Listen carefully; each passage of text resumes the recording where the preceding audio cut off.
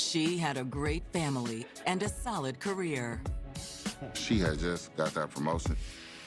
She had a great relationship with a new boyfriend. He was perfect for my sister. But in the blink of an eye, everything changed. She didn't come home. It's my daughter. This is not like her. This is out of her character. Was she carrying a dark secret? She was so drawn into him like a moth to a flame. Detectives would soon uncover a complex web of lies. There was a sex tape that was made. You have a man in a skeleton mask. Love is not supposed to hurt. Love is not supposed to take someone's life.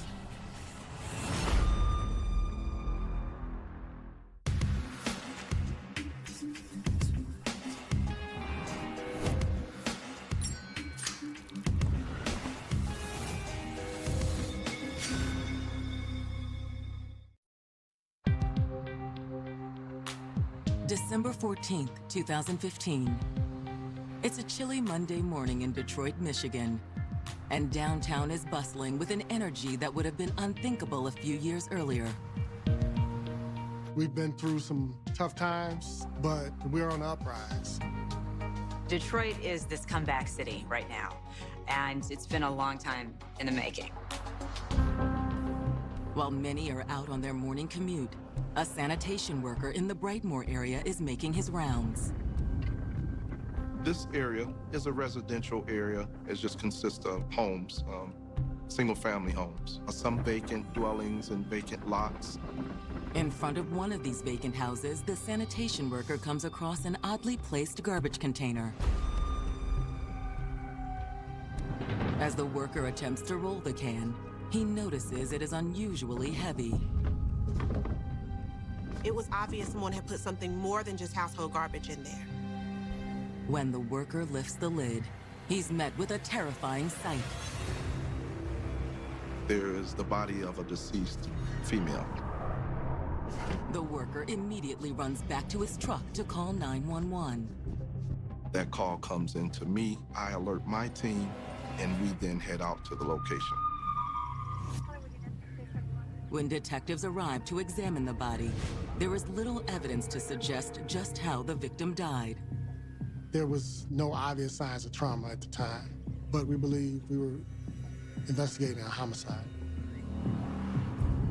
She obviously did not place herself inside a trash bin. Who was this woman? Detectives believe they know the answer. Police had spent the last 3 days searching for a woman named Kajavia Globe. But no one had heard from her. Is this Kajavia Globe? And if so, what led to her tragic death? 24-year-old Kajavia Globe was part of a tight-knit family of strong women. Kajavia was the big sister. You know, she looked out for her sister. She was very overprotected over her sister. I needed that as me being a single parent because I didn't have to worry. Kajavia was a mother figure. It's great. We did everything together. Couldn't tear us apart. She was my best friend. You could confide into Kajavia about anything. With the support of her family, Kajavia was thriving in her professional life. She was working at a telemarketing firm and had just been promoted to project manager. She was a leader over there. So anyone coming on her, she would teach them the software and everything. So she was really excited about it. She wasn't going to let anything or anyone prevent her from achieving the goals that she had. She always wanted to reach for the stars. She was like, oh, I'm going to grow with this company. I'm going to advance to the fullest. Focused on her successful career, Kajavia wasn't looking for love, but couldn't deny the chemistry she had with coworker, 37-year-old John Black. She was a guy magnet. She was popping, fly. They will always go out on dates. He always took her to nice places, and she just was like, he treats me like a queen. Why are you so good to me? Because you deserve it. After a 6-week romance, the couple had become inseparable, and John asked Kajavia to move in.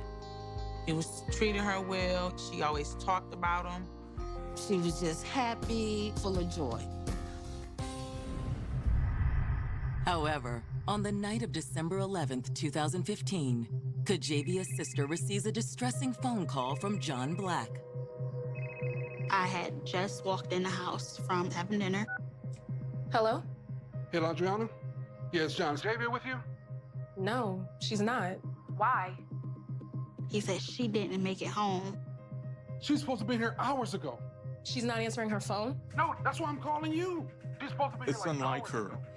to not call or to be, answering the phone. Well, look, please give me a call once you talk to her. Will do.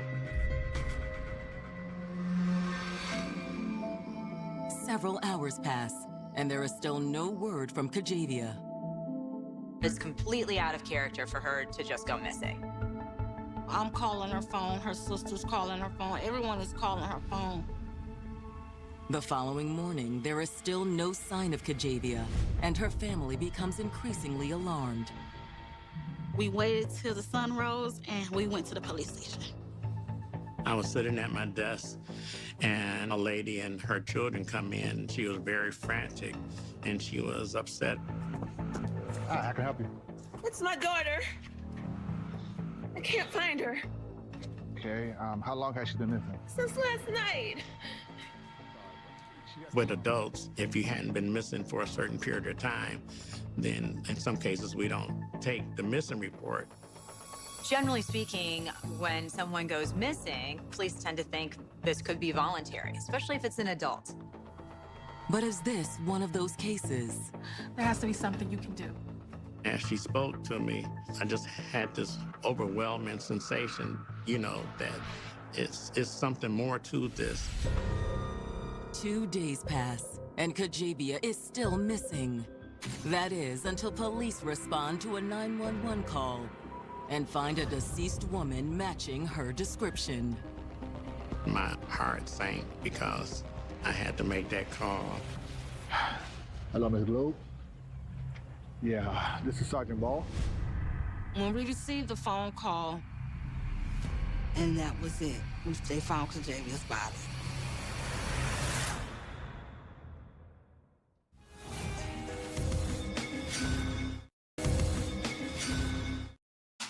With a new love blossoming and a big promotion at work, 24-year-old Kajavia Globe appeared to have a bright future ahead of her. By all accounts, Kajavia had everything going for her. She's sort of living her best life. But on December 14th, 2015, 2 days after Kajavia was reported missing, her family is devastated to learn that her body has been recovered. Kajavia's boyfriend, John Black, had called her sister on Friday the 11th and said that she hadn't come home from work. The family's been through hell. There was no explanation as to why she would suddenly take off, and then suddenly there's a body that's been found. Now, with her body identified, homicide detectives must piece together what happened to Kajavia Globe and why.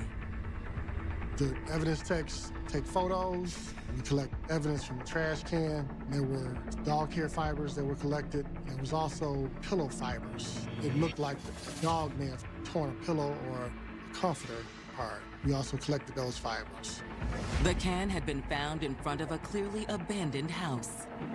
They also checked the vacant house. The vacant house was boarded up, and they could see that no one had entered that house.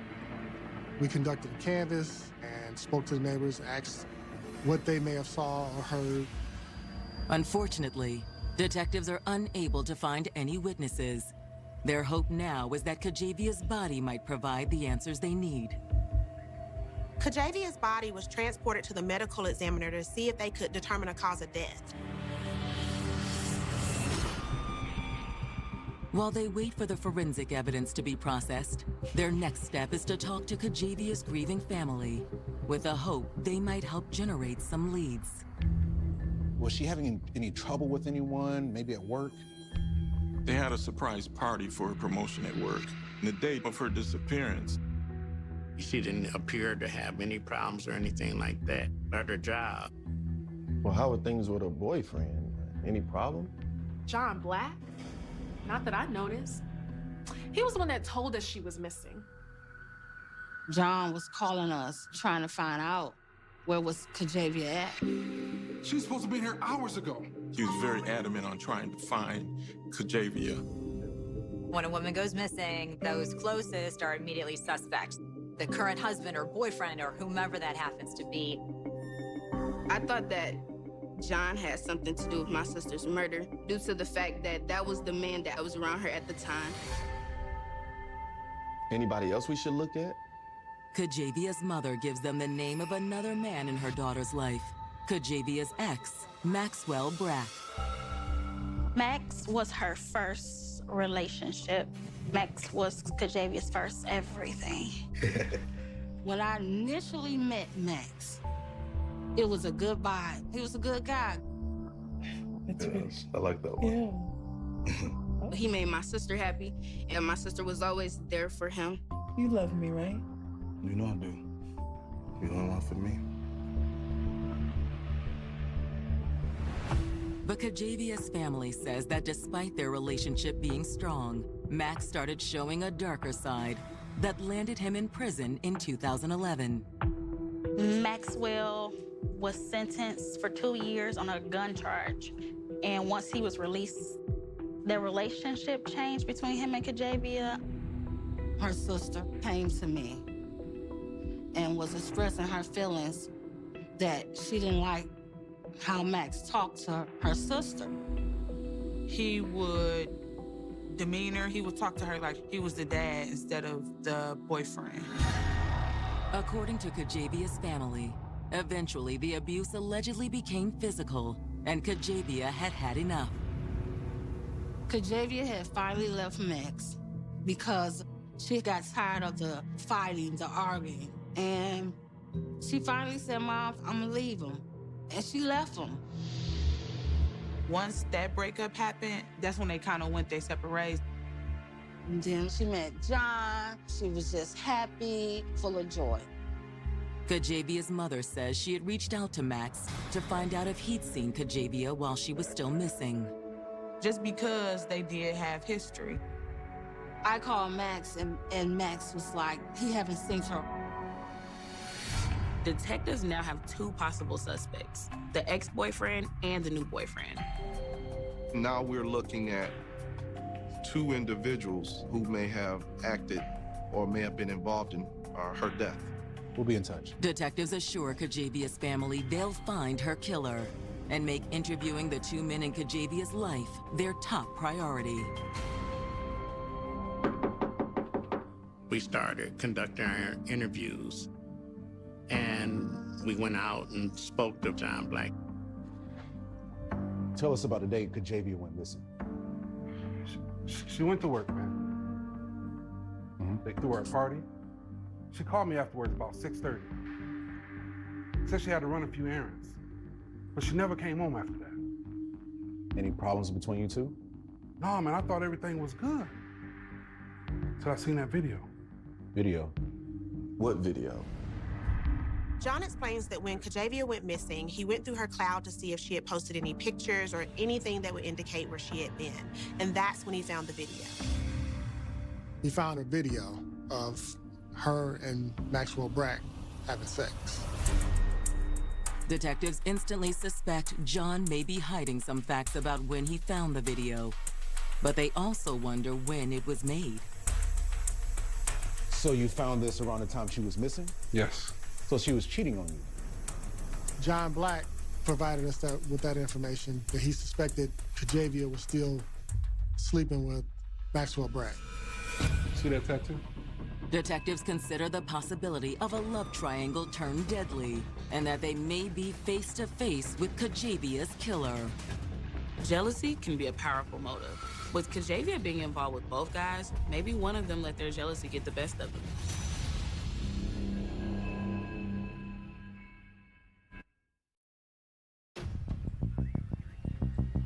Detroit homicide detectives are investigating the murder of 24-year-old Kajavia Globe. Police didn't know how she died, but they had multiple suspects on their radar. One is her ex-boyfriend, Max Brack. The other is her current live-in boyfriend, John Black. Detectives are questioning John Black at his residence and have just learned Kajavia may have been cheating on him with Max. John tells detectives he found out about Kajavia seeing Max again because of an explicit video he discovered. When was the video made? Recently. How recent? John says that he noticed Kajavia's new tattoo in the video, so it couldn't have been more than a few weeks old. Kajavia has gone back to Max Brack. She's having sex with him. There's a history of violence there. Now they find out that this relationship is once again in play. Detectives believe the video of Kajavia and Max surfacing so close to her death is not just a coincidence. John said he found it while trying to help locate Kajavia when she was missing, but police have their doubts. We thought maybe he was upset by that. Detectives suggest perhaps John had flown into a jealous rage and killed Kajavia. But John claims that's simply not true. Listen, I understand I got mad about the video. I love Kajavia. I would do anything for that woman. I seen us having kids. I seen us getting married. I loved her, man. Detectives ask John if he has an alibi for the night Kajavia disappeared. I was here, man, calling all of her family, trying to figure out exactly where she was, but she never showed up. John was the one that called Kajavia's family, but his alibi is still flimsy. Detectives end their interview with John Black, but he's not cleared from their suspect list just yet.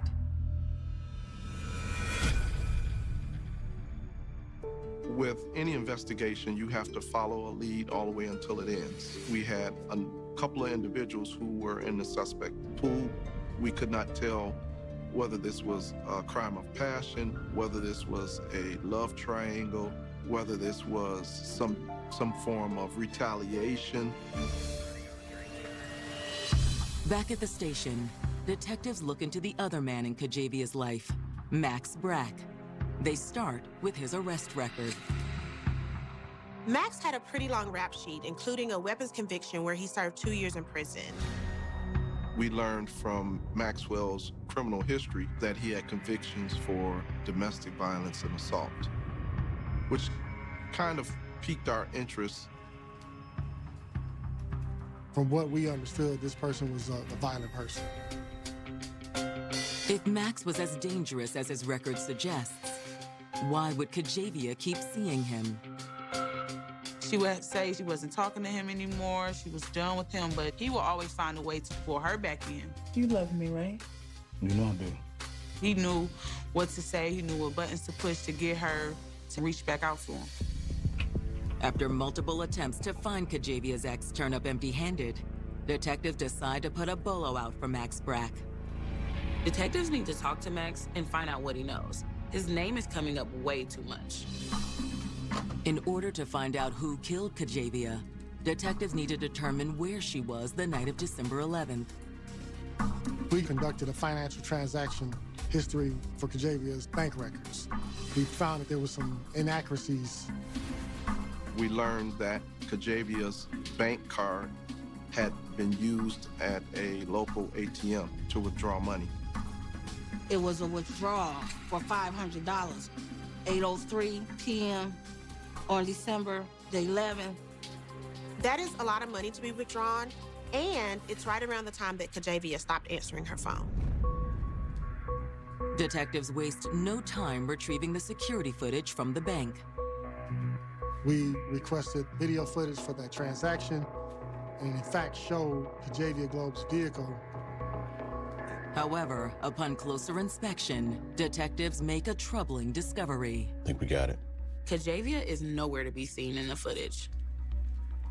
The video footage actually showed an individual with a mask withdrawing money from the ATM. You have a man in a skeleton mask withdrawing $500 from Kajavia's account in Kajavia's car and no sign of Kajavia. Detectives feel confident that whoever accessed that ATM is the one who killed Kajavia. This guy knew her passcode to her bank account.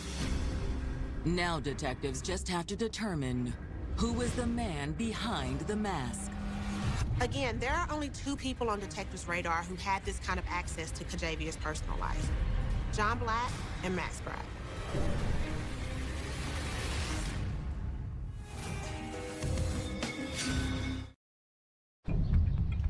Detectives investigating the murder of Kajavia Globe have uncovered a startling piece of evidence.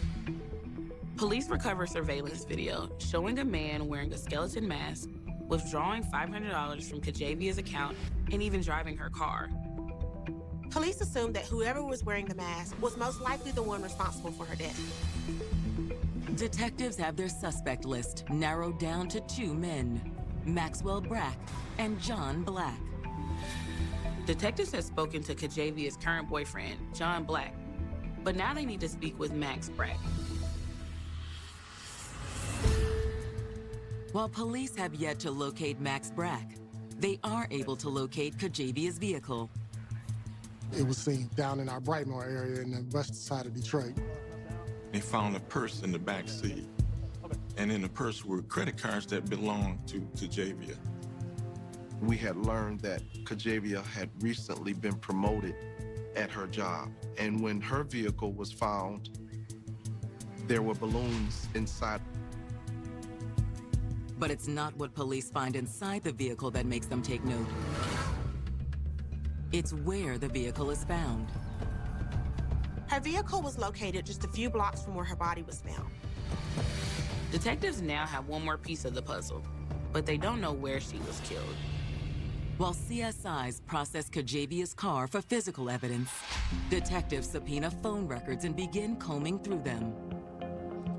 Phones are just like a fingerprint in some cases because they tell us where you were, when you were there, how long you stayed. What they find confirms some of what they already know. Kajavia had been in frequent contact with Max.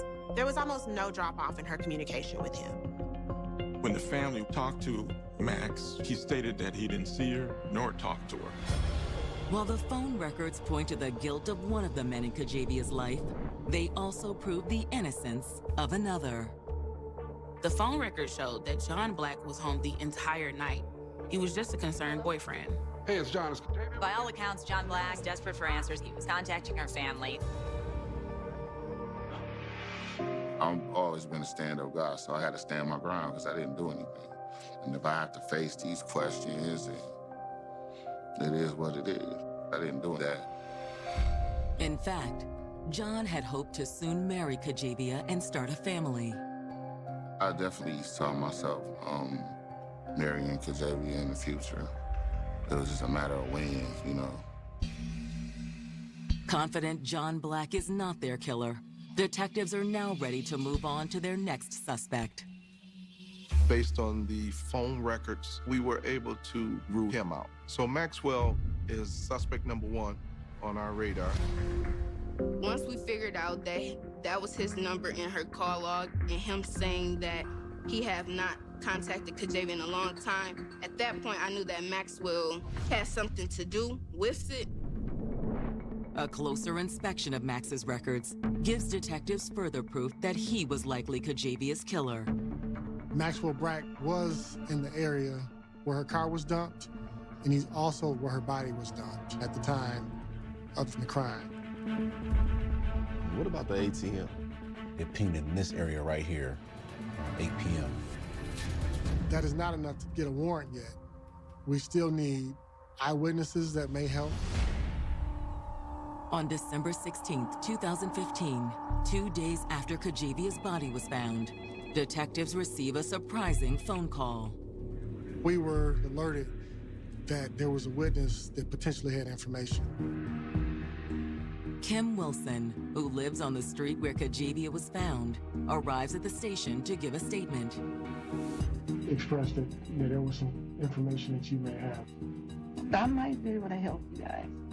On December the 14th, she observed an individual move the garbage can from his property to across the street to be picked up. She tells police that she had seen this guy with this dumpster, and he was sort of pacing back and forth, and then he ends up taking it and put it in front of the abandoned house.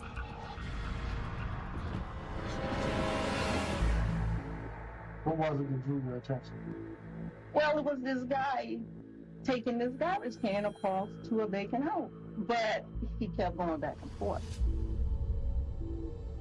The person who had moved the trash bin to the street and was standing around, and then also moved the trash can to the rear of the vacant home. She gave us a description and where he lived. You recognize him if you saw a picture of him? I might do. Detectives pulled photographs of some random men matching the description she gave, as well as a file photo for Max Brack. All right. So what we're gonna do is I'm gonna just show you a group of pictures. Okay. And you just go through them, take as much time as you need, but if you recognize the person, just let me know, all right? And she positively identified Maxwell Brack as the person who had moved the trash can where she was found. Thanks to Kim Wilson's statement, detectives now have enough evidence to arrest Maxwell Brack. She was very helpful and instrumental in getting the warrant signed for Maxwell Brack. They run the address given by Kim Wilson, but Max Brack is not listed as a resident. The home belongs to a woman named Cheryl Wolford. So now detectives have a new name in the mix. Who is this woman, and what is her connection to Max? Detectives immediately head to the house, prepared to take Max into custody. But when they arrive, there's no sign of him. Can I help you? Hello, ma'am. We have a warrant for Maxwell Brack. Is he here? No. Is this about Kajavia? Can we come in?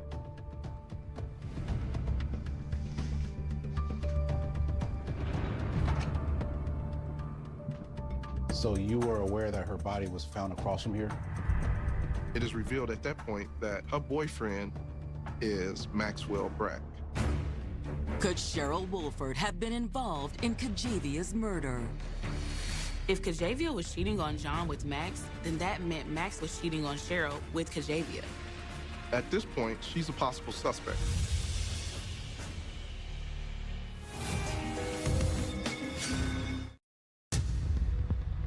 Detroit detectives now have an eyewitness that identified Max Brack as the man who left Kajavia Globe's body in a garbage container. Maxwell Brack was Kajavia Globe's ex-boyfriend.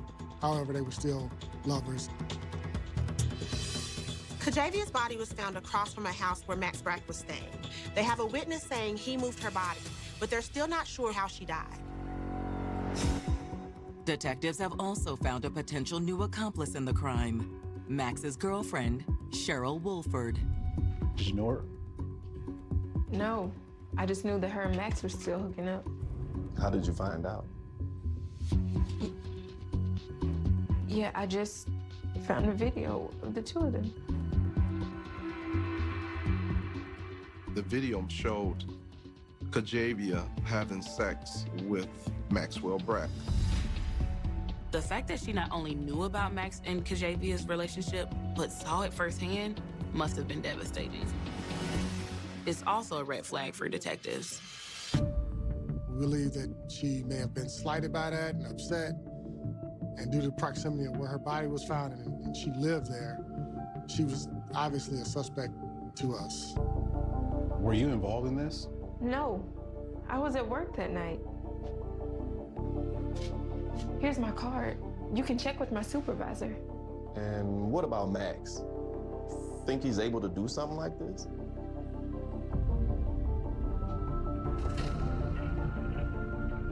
Can we search your home? Yes. Detectives proceed to search Cheryl's home. Although they don't find obvious signs of a crime scene, they don't leave empty-handed. We found multiple pieces of evidence that were consistent with evidence that was in the trash container. Cheryl Walford had a dog, and detectives knew that there were dog hairs as well as fibers from a pillow found with Kajavia's body. We're gonna have to take a sample of this. Okay. Detectives take samples of the hair and fibers for forensic analysis. With no blood evidence or proof that Cheryl was involved, detectives can't arrest her, but they still need to check her alibi to make sure she's telling the truth. Upon returning to the station, detectives are met with surprising news. Max Brack has been apprehended.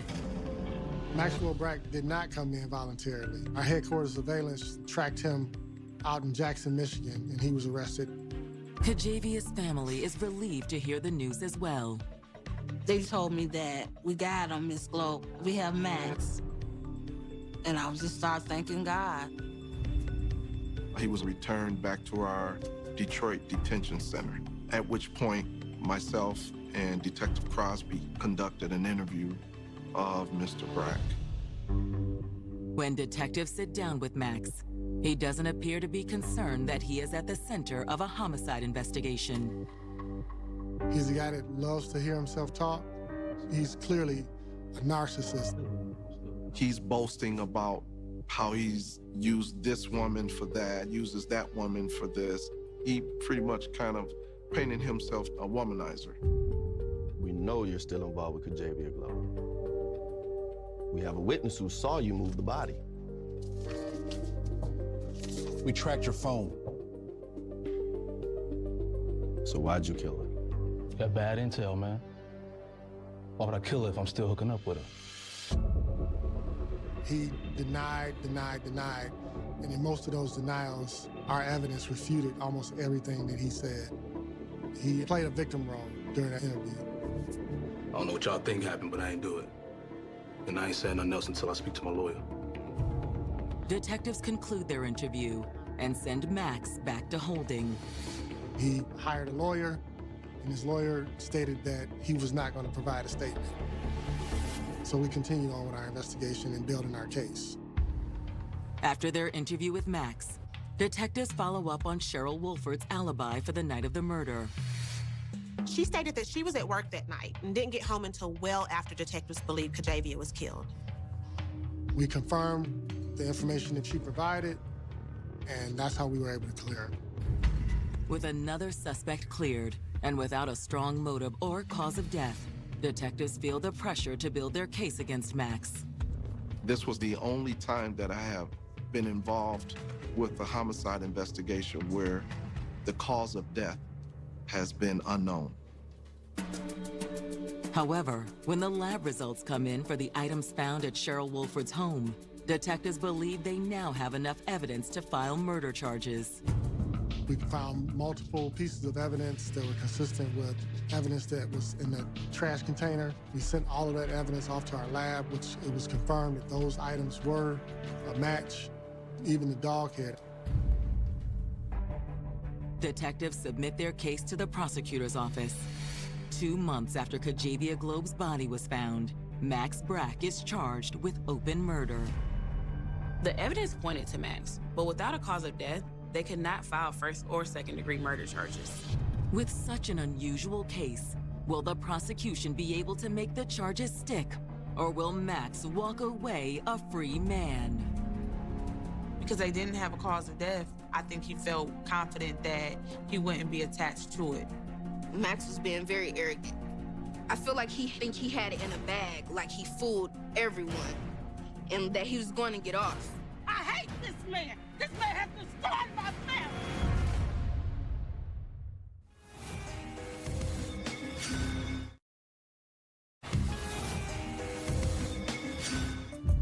I feel like Kajavia stayed with Max because her heart was so forgiving.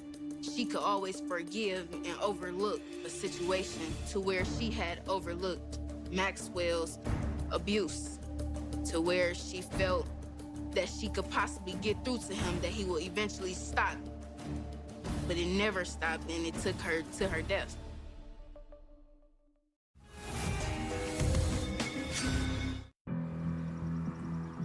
In August of 2016, prosecutors prepared their case against Max Brack for the murder of Kajavia Globe. But Max maintains his innocence. Max claimed that even though he and Kajavia were still lovers, that didn't mean he killed her. He said they had this sexual relationship, and that's all it was. Maxwell told us he would have no reason to hurt or kill Kajavia. Despite the fact that he was engaged in a sexual relationship with Kajavia at the time of her death, despite the fact that her body is found across the street from where he's living, he says he has nothing to do with this. When Max's trial begins in late August, emotions run high as his defense begins to poke holes in the prosecution's case. Even with all the evidence linking Max to Kajavia's body, not knowing how she died really jeopardized the case. They didn't have a cause of death. Prosecutors also lack a clear-cut motive. Why did this happen? Why would he kill someone he claimed to love? And we can't ask Kajavia what happened. And Max Brack is never going to admit to what happened. I believe trying to determine the motive was one of the hardest things in this case, but everything just kept drawing them back together in this combustible relationship that eventually exploded. Prosecutors and Kajavia's family have a theory about what happened the night Kajavia died. The prosecution believed that Kajavia went to see Max at Cheryl's home while Cheryl was at work. They assert that Kajavia went there to end the relationship. That's when Max flew into a rage and killed her. I don't want to do this anymore. You said that once before already. We're done, Max. Stop! Stop! Stop it! Get off me! Shut up.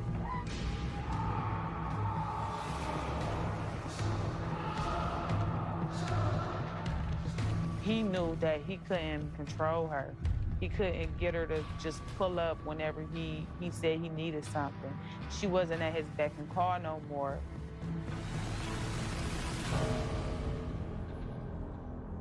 It was, if I can't have you, nobody can. Despite the holes in the prosecution's case, Max's demeanor in court may have done the most damage to his defense. When he walked into the courtroom, he kind of was just arrogant. He had this look on his face like he knew that he was innocent and he didn't have anything to do with it. He honestly thought that he was clear. On August 31st of 2016, the jury returns their verdict. In an open murder trial, the jury can convict on a charge that fits the evidence presented. In this case, there wasn't enough for first degree, but second-degree murder still carries substantial prison time. They found Max guilty of second-degree murder. It's the news Kajavia Globe's family has been waiting for. I was a sigh of relief. We are going to get justice for my sister. At sentencing, the presiding judge makes sure Kajavia's family gets exactly that. The judge gave him 70 years to 100 years behind bars. He basically showed no emotion, and I believe that played a big role in why he was found guilty by the jury. And also, during the sentencing, he chuckled at the judge's sentencing. And the last 10 years of that 70-year sentence, that's for the smile. That was very powerful to see him just kind of laugh it off. He will be there for the rest of his life. It's just a sad situation. Both lives are done. It's like he's gonna sit in prison the rest of his life. That's not a life. Before Max is taken away, Kajavia's mother makes a powerful statement to the court. He knew I didn't like him. When he put my baby in that dumpster, that was something to me, because I always told him in his face he was trash. I hate this man. This man has destroyed my family. This man has took something from me that he can never give it back. Never. It was me and my 4 daughters. No. And we don't have that in our life no more. I still have a broken heart, and I never will learn how to cope with this, because this is something that eats at me all the time. Maybe one day he can say and own up to it that he did do that, but I don't really want to hear his answer, because inevitably you still took a life for whatever selfish reason you wanted to do that for. You never get closure. You just had to learn to live, to deal with it. That's it. As for John Black, the man who hoped to one day marry Kajavia, he too must find a way to carry on. I gotta put the pieces back together. But it's not really about me in this situation. It's more about her family. However, even in their grief, Kajavia's family hopes that her story will save others from the same tragic fate. No one should belittle you. No one should make you feel less than them. And if you're going through it, get away, get out. Leave and don't look back. Because somebody loves you, they're not going to hurt you. They're going to protect you. Period.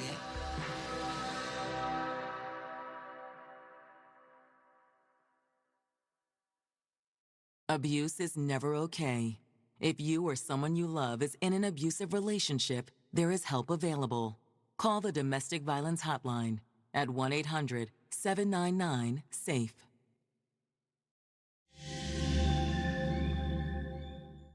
Because there was no answer, Pillman is cleared. Maurice returns his focus to Tia Shrew. He finally locates her working as a security guard at a local steel mill, a place where JR had also worked.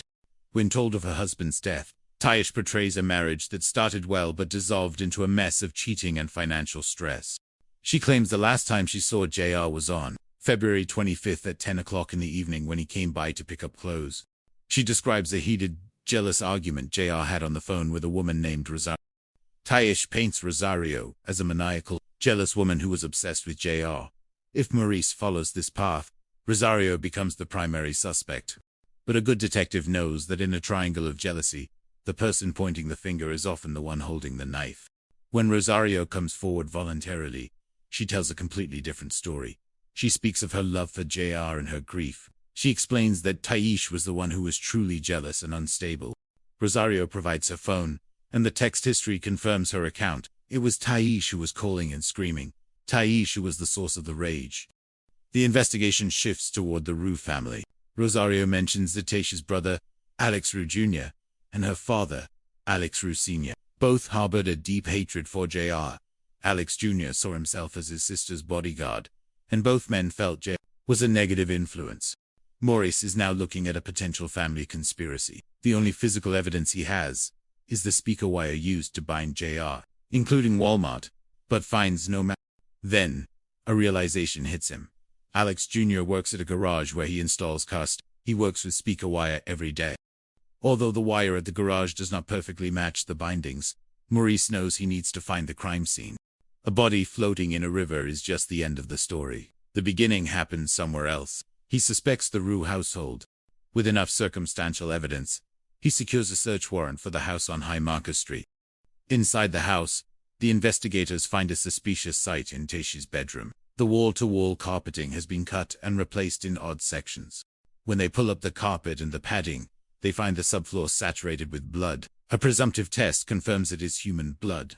There is high-velocity spatter on the walls, a clear indication of a violent struggle involving blunt trauma. JR did not die in the river. He died in this room. When confronted with the evidence, Taish offers a weak explanation, claiming the massive amount of blood was from a nosebleed. Maurice, with a touch of irony, points out that one would need a fire hose up their nose to produce that much blood. Taish demands a lawyer and is allowed to leave, as the evidence is still circumstantial. Knowing the truth and proving it in court are two different things. The breakthrough comes from a man named Andrew Johnson. He tells the police that a couple of weeks after JR went missing, Alex Jr. asked him for a ride to Myrtle Beach. GPS data from Alex's phone confirms the trip. More importantly, the phone records place Alex Jr. at a Walmart at 2 o'clock in the morning on February 26, the night JR disappeared. Surveillance footage shows Alex Jr. and his father, Alex Sr., purchasing hydrogen peroxide. Hydrogen peroxide is a well-known agent for cleaning blood. There is no innocent reason for a father and son to be buying large quantities of it in the middle of the night, unless they are trying to erase the evidence of a massacre. This is the final nail in the coffin for the Rue family. The pieces of the puzzle fall into place. Taish had lured JR to the house with a promise of a candlelight dinner and a reconciliation. It was a trap. When Jara entered the bedroom, He was ambushed by the people he once called family. He was beaten, subdued, and bound with speaker wire, while still alive or recently deceased. The family then worked together to clean the room and transport the body to the Black River, hoping the current would carry their secret to the Atlantic Ocean. In court, the jury sees through the lies. Alex Rue Sr. is convicted of obstruction of justice for his role in the cleanup and sentenced to 8 years in prison. Taish Rue and Alex Rue Jr. are convicted of murder. The judge sentenced them each to 37 years in prison.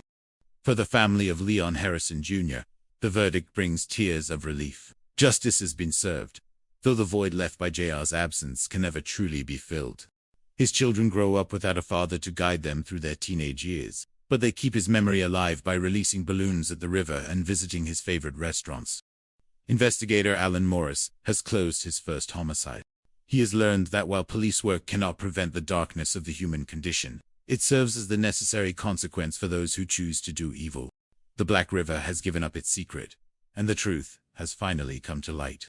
The investigation stands as a testament to the fact that no matter how hard someone tries to wash away the truth with peroxide and water, justice has a way of rising to the surface.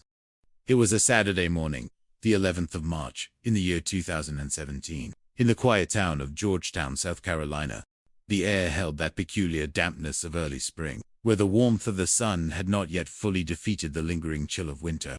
A local resident, seeking the solace that only the rhythm of the water can provide, was plying his hobby of fishing on the Black River. This river, known for its dark, tea-colored waters stained by the tannins of cypress trees, usually offered peace. But on this morning, it offered a horror that would stain the memory of this town forever. The fisherman noticed something caught in the gentle current, an object that did not belong to the natural world of reeds and driftwood. As he looked more closely, his heart began to race with an incredible alarm. It was a human body, floating face down, claimed by the cold embrace of the river. This was the beginning of a journey into the darkest recesses of the human heart. I have spent my career closing murder cases, and I know that it takes a rare breed of individual to solve the unsolvable. To catch a ruthless killer requires more than just a badge and a gun. It requires the ability to see the patterns in the chaos, to find justice for those who can no longer speak for themselves. That is the essence of being an American detective. In the Georgetown County Sheriff Office, investigator Alan Morris received the call. In this region, they are referred to as investigators rather than detectives, a title that implies a broad scope of responsibility. Maurice was an officer who worked everything from fraud cases and burglaries to bank robberies. He was a generalist, accustomed to the unpredictable nature of the job where a normal day can turn into a frantic race against time in an instant. For Maurice, this job was not just a career, it was life itself.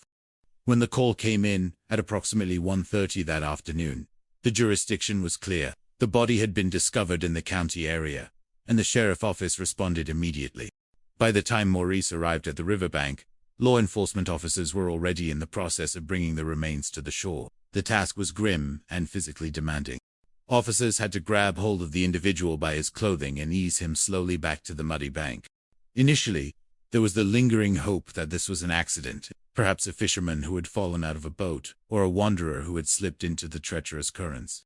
But as the body was laid upon the ground, that hope vanished. It was immediately evident to investigator Maurice that this was no accident. The victim's wrists and ankles were bound tightly with speaker wire. This detail changed everything. Bindings are a signature of control, a clear indication that the person had been the victim of a calculated homicide. When a victim is found in the water, the complexity of the case increases exponentially. Water is a cruel mistress to the human form. It accelerates decomposition and masks the subtle clues that investigators rely on. In the South, even in February and March, the elements can be tricky. The water temperature and the biological activity of the river meant that the face of the deceased was unrecognizable. Positive identification was impossible at the scene. However, a name was already floating in the back of the mind of Morris. They had been investigating a missing person report filed recently by a woman named Brittany Green. She had come to the station to report that the father of her 2 children, a man named Leon Harrison Jr., known to everyone as JR, had vanished.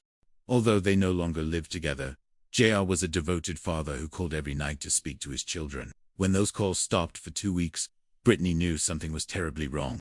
A man with a family, with loved ones, and with children who look up to him does not simply vanish off the face of the earth without a reason.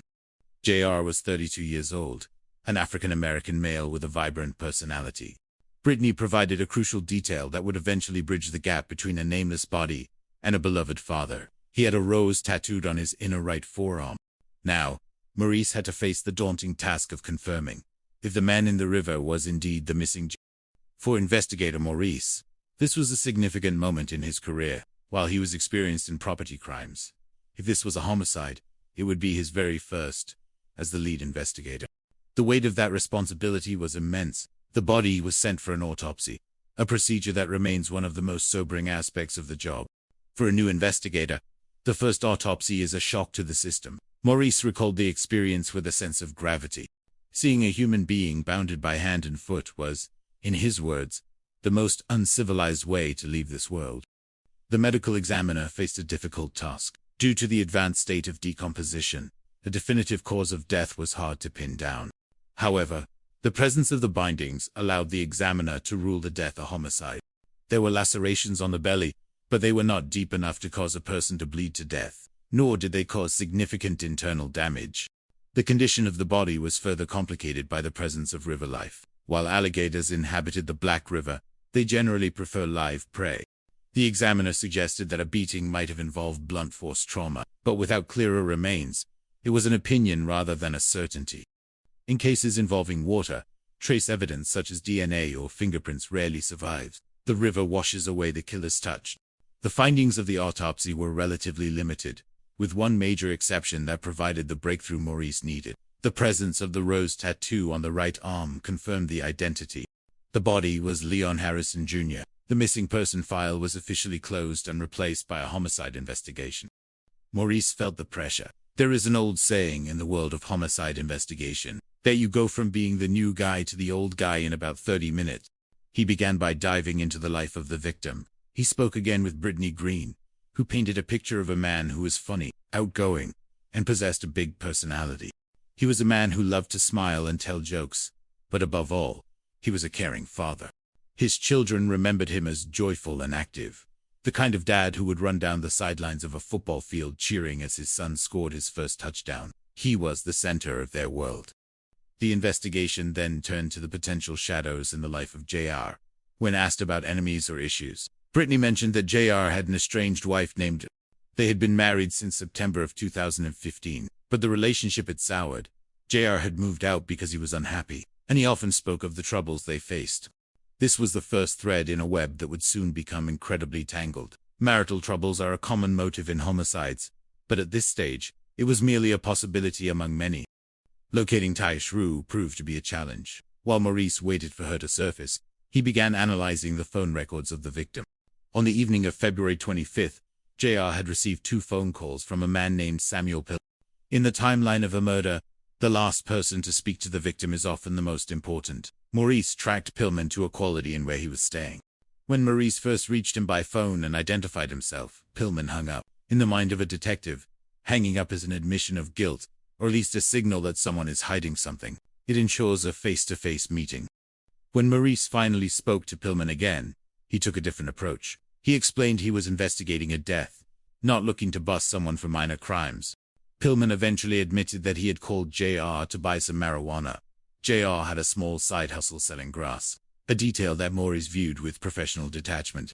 Regardless of his choices, JR was a human being who had been murdered, and that was the only thing that mattered. Pillman claimed that JR agreed to come to the hotel, but never showed up. The phone records supported this story. The second call from Pillman was short, only 15 to 20 seconds, indicating there was no answer. Pillman was cleared as a suspect, leaving Maurice back at square one, 2 weeks behind the trail. Persistence is the greatest tool of a detective. Maurice finally located Tish at her job where she worked as a security guard at a local steel mill. JR had also worked there at one point. When Maurice broke the news of the death of her husband, she was brought to the police department for questioning. Her initial story was that of a grieving wife who admitted that their marriage had its ups and downs. They had struggled with money and had been forced to move in with her father and brother. Both had accusations of infidelity against each other. Taish claimed she had kicked JR out after discovering he was cheating, yet they maintained an on-again, off-again relationship. Taish told Maurice that she last saw JR on the night of February 25th. He had come over at 10 o'clock to pick up some clothes. She claimed he was on the phone with another woman named Rosario, and they were having a heated argument. Taish painted Rosario as a maniacal, jealous woman who was capable of anything. This was a classic psychological tactic, deflection. By pointing the finger at a supposed crazy rival, Taish hoped to move the spotlight away from herself. However, the spotlight moved in a different direction when Rosario herself walked into the police station. She was not the monster Taish had described. She was a woman in love. Heartbroken by the news of the death of JR, she explained that she had not reported him missing because she did not want to interfere in his complicated marriage. She provided a different perspective on the relationship between JR and T, claiming that Taish was the one who had been unfaithful multiple times. The crucial turning point came when Rosario addressed the supposed angry phone call. She stated she never had an argument with JR that night. Instead, she had received a call from his phone, but it was Taish on the other end, screaming and cussing at her, calling her the other woman. Rosario handed over her phone, and the text history and call logs confirmed her story. Rosario was a victim of grief, not a perpetrator of violence. The rage factor was not with the girlfriend, it was with the estranged wife. As Maurice dug deeper into the family dynamics of the Ra household, more shadows emerged. Rosario mentioned that the brother of Taish, Alex Ra Jr., and her father, Alex Ra Sr., both harbored a deep hatred for JR. The brother saw himself as the bodyguard of his sister, and the father viewed JR as a bad influence. Maurice was now looking at a family affair, but knowing something and proving it are two very different things in a court of law. The only physical evidence they had was the speaker wire. Maurice, showing the grit of a dedicated investigator, went to every store in Georgetown, including Walmart, looking for a match for that specific wire. He found nothing. But then, a bell went off in his brain. Alex Ra Jr. worked at a garage where he installed He worked with speaker wire every single day. Maurice went to the garage, but the wire there did not match the bindings on the victim. It was a setback, but it did not deter him. Maurice knew that JR had likely been killed inside the Ra residence. He secured a search warrant for the house on High Market Street. When the investigators entered the bedroom of Taish, they found something suspicious. The wall-to-wall carpeting had been cut and replaced in odd sections. Beneath the new carpet padding, on the subfloor, was a massive stain. A presumptive test confirmed it was blood. This was not just a small spot, it was a saturation. There was high-velocity spatter on the walls, a telltale sign of blunt force trauma. Something horrific had happened in that room. When confronted with the evidence of the blood, Taish attempted one of the most absurd explanations in the history of criminal interrogation. She claimed it was a nosebleed. Maurice, with a touch of dry wit, noted that one would need a fire hose up their nose to produce that much blood. It was a life-threatening amount of blood, and it belonged to JR. Despite the blood, they still lacked enough to make an arrest for murder. They needed a witness, or a confession. That was when Andrew Johnson stepped forward. He told police that Alex Ra Jr. had asked him for a ride to Myrtle Beach shortly after JR went missing. During the drive, Alex Jr. had been laughing, bragging about how he had taken care of business. Phone records and GPS data confirmed that this trip took place. The final nail in the coffin was found in the digital archives of a local Walmart. Investigators spent hours scouring surveillance footage and found Alex Ra Jr. and Alex Ra Sr. at 2 o'clock in the morning on February 26th. What were they buying in the middle of the night? Hydrogen peroxide. As any student of forensic science knows, hydrogen peroxide is a potent agent for cleaning blood. While innocent people buy things at 2 in the morning, they rarely buy bulk cleaning supplies to scrub away the evidence of a struggle in a bedroom. The puzzle was finally complete. The theory of the crime was as tragic as it was calculated. Taish had lured JR to the house with the promise of a candlelight dinner and a reconciliation in the bathtub. It was a trap. When JR entered the bedroom, he was not met with love, but with an ambush. Taish, her brother Alex Jr., and likely with the knowledge or assistance of their father, overwhelmed JR. They beat him with a rage that only deep-seated jealousy can fuel. They bound him with speaker wire while he was helpless, and then disposed of his body in the Black River, hoping the current would carry their secret to the Atlantic Ocean. In the end, justice was served. The jury saw through the lies. Taish Ra and Alex Ra Jr. were convicted of murder and sentenced to 37 years in prison each. Alex Ra Sr. was sentenced to 8 years for his role in the cleanup and obstruction of justice. The children of JR grew up without their father. They released balloons every year at the spot where he was found, a small gesture to stay connected to a man who was taken from them far too soon. For investigator Alan Morris, his first homicide case was a baptism by fire. A reminder that the work of a detective is the ultimate consequence for those who believe they can hide their darkness in the shadows of a black river.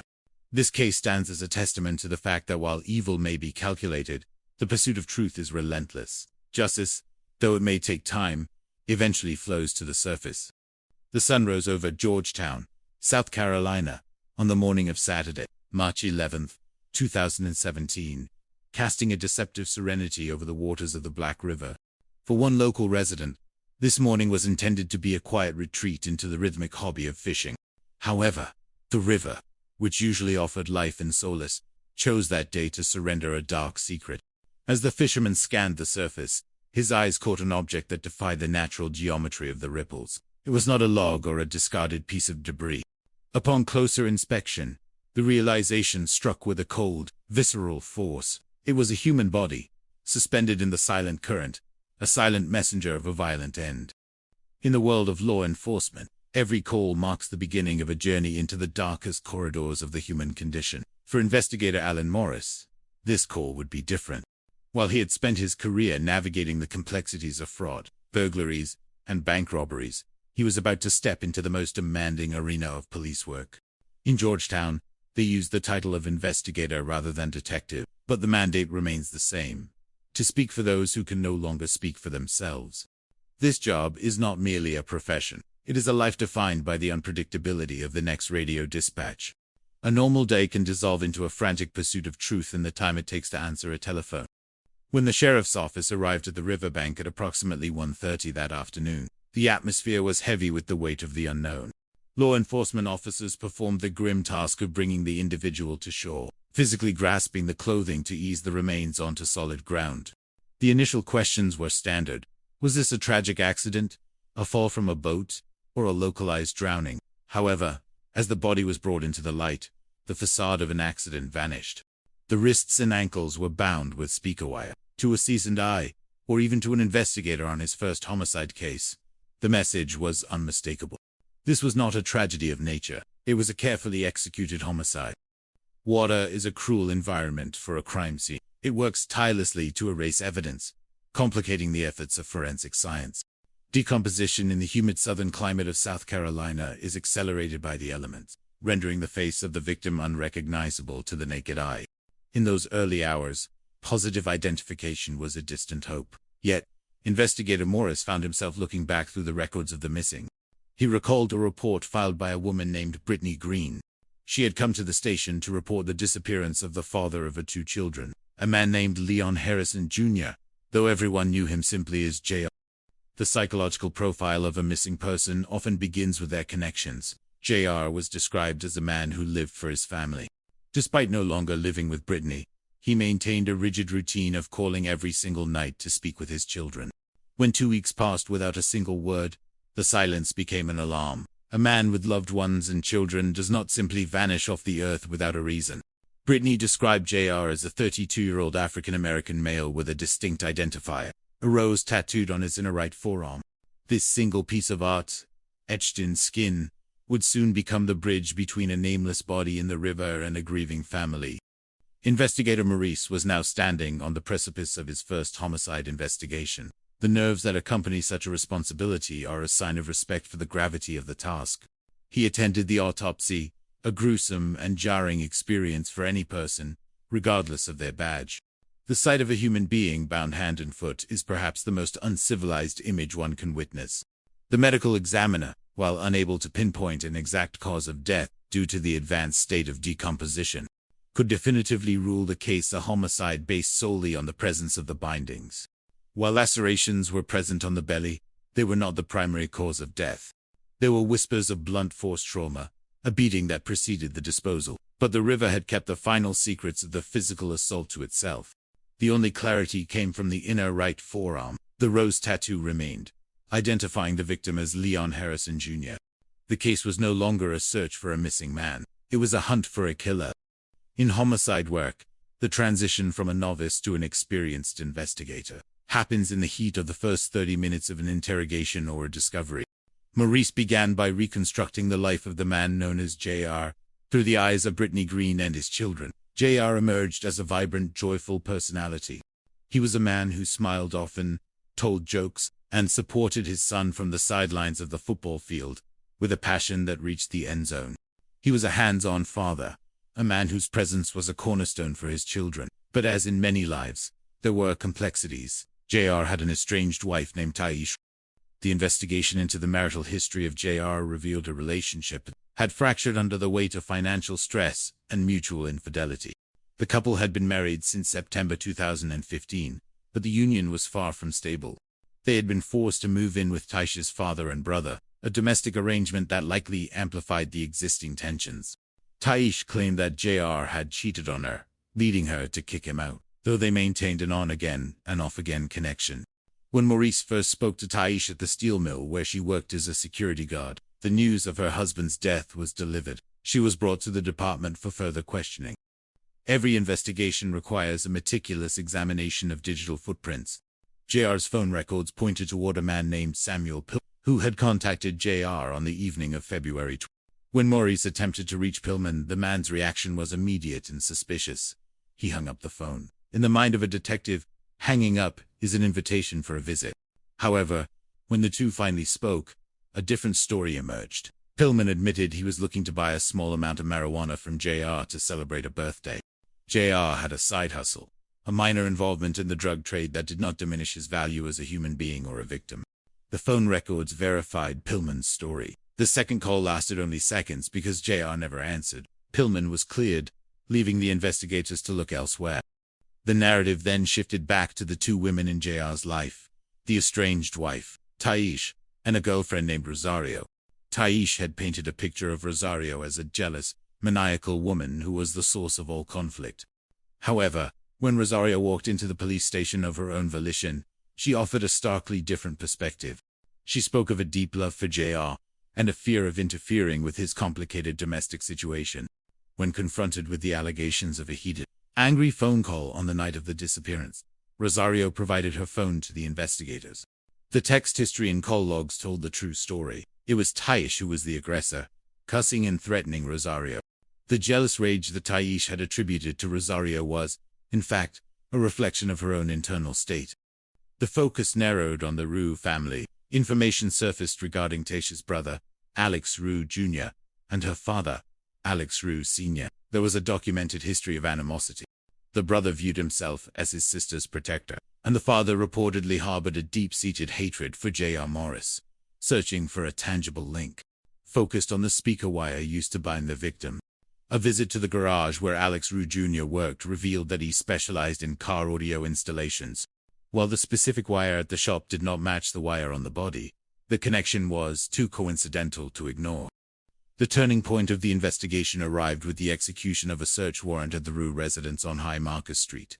Inside Taisha's bedroom, the investigators found a scene that had been clumsily altered. Pieces of the wall-to-wall carpeting had been cut out and replaced at odd angles.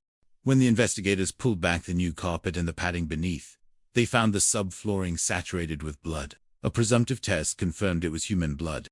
High-velocity spatter on the walls suggested a violent struggle, the kind of evidence that speaks of a brutal beating. JR had not died in the river. He had met his end in that bedroom. When confronted with the evidence of the blood, Taisha's psychological defenses were weak. She claimed the massive amount of blood was the result of a nosebleed. The absurdity of this claim was not lost on the investigators. A nosebleed does not saturate subflooring or create high-velocity spatter. Taish maintained her innocence, claiming she would never hurt her husband, but the physical evidence told a story of a coordinated effort. A single person could not easily bind, kill, and transport a man of JR's size to a river. This was a family affair. The final piece of the puzzle fell into place when a witness named Andrew Johnson came forward. He reported that Alex Rue Jr. had asked for a ride to Myrtle Beach shortly after the disappearance. Global positioning system data from the cell phones confirmed the trip. More importantly, the data showed that at 2 o'clock in the morning, on February 20, the father and son had visited a local Walmart. Surveillance footage captured the two men purchasing hydrogen peroxide, a well-known cleaning agent for blood. The image of a father and son buying cleaning supplies in the middle of the night, after a murder, is a chilling testament to their shared guilt. The reconstruction of the crime revealed a cold-blooded trap. Taish had lured JR to the house with the promise of a romantic reconciliation, mentioning a candlelight dinner and a bath in text messages. JR, perhaps hoping to fix his broken life, walked into the bedroom, expecting love, but finding an ambush. He was subdued by Tahish and her brother, bound with the very wire Alex Jr. used in his trade, and beaten until he was no longer breathing. The father then assisted in the cleanup and the disposal of the body in the Black River, hoping the current would carry their secret to the Atlantic Ocean. In the courtroom, justice was finally served. The jury recognized the different roles played by the family members. The father was convicted of obstruction of justice and sentenced to 8 years in prison. Taish Rue and her brother, Alex Rue Jr., were convicted of murder and each sentenced to 37 years. For the family of JR, the verdict brought tears of relief. While no sentence can return a father to his children, the conviction provided a sense of closure.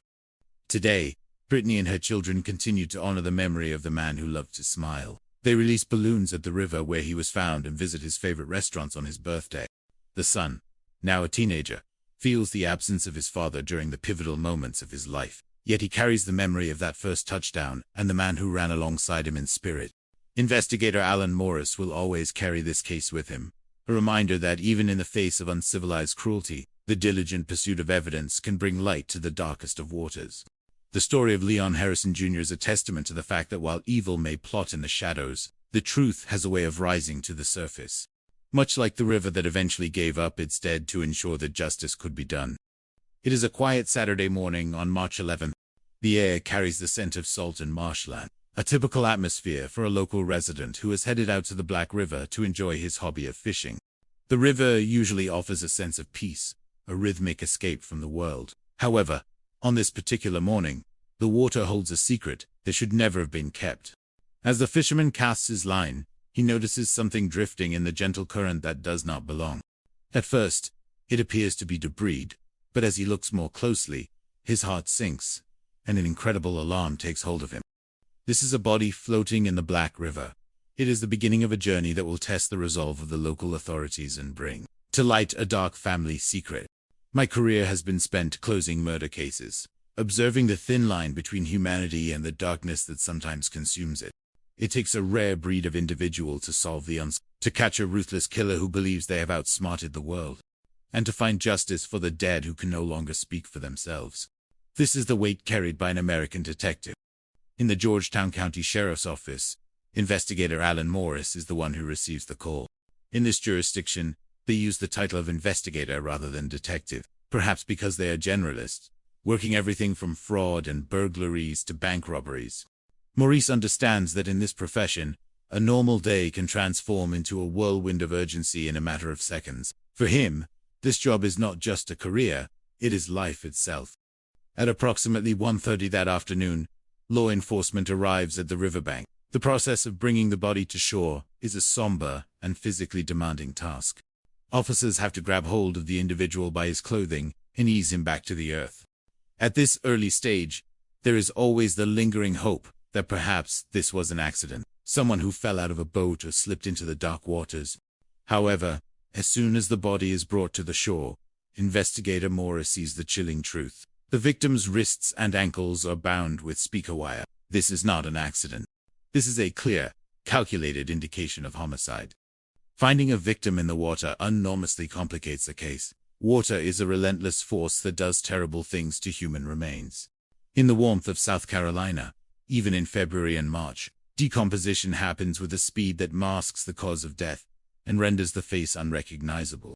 Positive identification is impossible at first glance. Yet, Maurice has a name in the back of his mind. He remembers a report from a woman named Brittany Green regarding a missing person. Brittany Green had come in to report that the father of her 2 children, Leon Harrison Jr., whom everyone called JR, had vanished. He was 32 years old, an African-American male with a big personality and a smile that could light up a room. Even though they no longer lived together, JR was a devoted father who called every single night to speak to his children. When 2 weeks passed without a single phone call, Brittany knew that something was terribly wrong. People with families and loved ones do not simply vanish off the face of the earth without a reason. Maurice recalls an identifying feature mentioned in the report, a rose tattoo on the inner right forearm. If this body is indeed JR, The investigation is about to change from a property crime specialty to a high-stakes homicide. For investigator Maurice, this will be his very first homicide case. The weight of that responsibility is immense. He attends the autopsy, a nerve-wracking experience for any investigator, but especially for the first time. The scene is gruesome, witnessing the aftermath of such an uncivilized exit from the world. The medical examiner explains the difficulties because of the level of decomposition and the activity of aquatic life. The exact cause of death is hard to pin down. There are lacerations on the belly, but they are not deep enough to cause someone to bleed to death or to cause internal damage. There is a suggestion of blunt force trauma, perhaps a beating, but the water has washed away the DNA and the fingerprints that might have pointed directly to a killer. However, the one thing the water could not take away was the rose tattoo on the right arm. The body is positively identified as Leon Harrison Jr. The missing person case is now a homicide investigation. Maurice begins with the basics, looking into the life of the man found in the wire. He speaks again with Brittany Green, who paints a picture of a loving, caring father. JR was the kind of man who would run down the sidelines of a football field, cheering for his son's first touchdown, meeting him in the end zone with pure joy. This was a man connected to his children. As Maurice digs deeper, he asks about enemies or conflicts. Brittany mentions one significant detail. JR had an estranged wife named Taish. They had been married since September of 2015, but the relationship had crumbled, and JR had moved out. He had told Brittany he wasn't happy. In the world of homicide, recent marital troubles are always a point of interest. Maurice sets out to find Taish Ra, but she proves difficult to locate initially. In the meantime, he turns his attention to JR's phone records. On the evening of February 25th, 2 phone calls were made to JR from a man named Samuel Peel. He could be the last person to have seen JR alive. When Maurice attempts to contact Pillman, the interaction is suspicious. Pillman hangs up as soon as he realizes he is speaking to an investigator. In the mind of a detective, hanging up is an invitation to a face-to-face meeting. Maurice manages to get him back on the line and adopts a different approach. Pillman eventually explains that he called JR to buy some marijuana for a birthday celebration. He claimed that during the first call, JR agreed to come to the Quality Inn, but he never showed up. The second call went unanswered. Maurice analyzes the phone data and finds that Pillman's story matches the records. The second call was very short, consistent with a call that was never picked up. Samuel Pillman is dropped as a suspect. The investigation is already 2 weeks behind because the body was missing for so long. Maurice knows he must keep moving. He finally locates Taish Ra at her job as a security guard at a local steel mill. When they break the news of her husband's death, she is brought to the police department for questioning. At first, she portrays the marriage as good, but eventually, the cracks begin to show. Money had been a constant problem, forcing them to move in with her father and her brother. There were issues of infidelity on both sides. Taish claims that she last saw JR on February 25th around 10 o'clock in the evening. He had come by to pick up some clothes. According to her, JR was on the phone with another woman named Rosario, and they were having an incredibly heated, angry argument. Taish paints Rosario as a maniacal, jealous woman. If this story is true, Rosario becomes a prime suspect. However, the truth often has 2 sides. When Rosario hears that JR is dead, she comes forward voluntarily to speak with Maurice. She tells a very different story. She loved JR deeply, and explains that she didn't report him missing because she didn't want to interfere with his attempts to settle things with his wife. When asked about the supposedly angry phone call on the 25th, Rosario denies it entirely. She says she never had an angry call with JR, but she did receive a horrific call from Taish had used JR's phone to call her, screaming obscenities and threatening her as the other woman. Rosario hands over her phone to the investigators. Her text history and logs confirm her version of events perfectly. She is not a killer. She is a grieving woman. The realization hits Maurice. Taish Ra is the one with the jealous rage, and she has been lying to point the finger at someone else. Rosario also provides another crucial piece of information. She mentions that Taish's family, specifically her brother Alex Ra Jr. and her father Alex Ra Sr., hated JR. The brother saw himself as his sister's protector, and both men viewed JR as a bad influence. Maurice is now looking at a complex web involving an entire family. He knows that the only physical evidence he has is the speaker wire used to bind the victim. He begins a tedious search, checking local stores like Walmart to see if that specific type of wire was sold recently. The search comes up empty, But then a bell goes off in his brain. Alex Ra Jr. works at a garage and does car audio installations. He works with speaker wire every day. Morris goes to the garage. Alex is not there, but the manager confirms he does car audio work. Although the wire currently at the shop doesn't match the wire on the body, Maurice is now convinced that the crime happened somewhere private, likely within the Ray household. He develops enough circumstantial evidence to obtain a search warrant for the house on High Marcus Street. When the investigators enter the home, they find Taish, her brother, and her father. They're asked to step outside while the search commences. In Taisha's bedroom, Maurice notices something odd about the wall-to-wall carpeting. Pieces of the carpet had been cut out and replaced at strange angles. When they pull up the carpet and the padding, they find a massive stain on the A presumptive test comes back positive for blood. It isn't just a small spot. The subfloor is saturated. There is also high-velocity blood spatter on the walls, the kind that results from blunt force trauma. The blood is sent to a lab, and it is a match for Leon Harrison Jr. J.R. met his end in that bedroom. Maurice brings Taish in for questioning again. He shows her the photos of the blood-soaked site. Her excuse is almost insulting to the intelligence of the investigation. She claims it was a nosebleed. Maurice points out that one would need a fire hose up their nose to produce that much blood. Taish maintains her innocence, claiming she loved her husband, but as soon as the pressure mounts, she asks for a lawyer and is free to go. The investigation needs more than just blood in a room. It needs to prove who did it. A breakthrough comes when a man named Andrew Johnson comes forward. He tells police that about 2 weeks after JR went missing, Alex Rowe Jr. asked him for a ride to Myrtle Beach to help a friend move furniture. During that ride, Alex Jr. allegedly bragged about handling business. Investigators check the GPS records of Alex Jr.'s cell phone. It confirms a trip to Myrtle Beach. But more importantly, the records show that at 2 o'clock in the morning on February 20th, the night the murder likely occurred, Alex Jr. went to a local Walmart. Maurice spends hours reviewing surveillance footage from the store. He finds exactly what he is looking for. Alex Rad Jr. and his father, Alex Ras Sr., are on camera buying hydrogen peroxide, a well-known cleaning agent for removing blood. This is the ultimate nail in the coffin. Innocent people do not usually buy bulk cleaning supplies at 2 o'clock in the morning to clean up a nosebleed in their sister's bedroom. With this evidence, everyone is taken into custody. Taish, Alex Jr., and Alex Sr.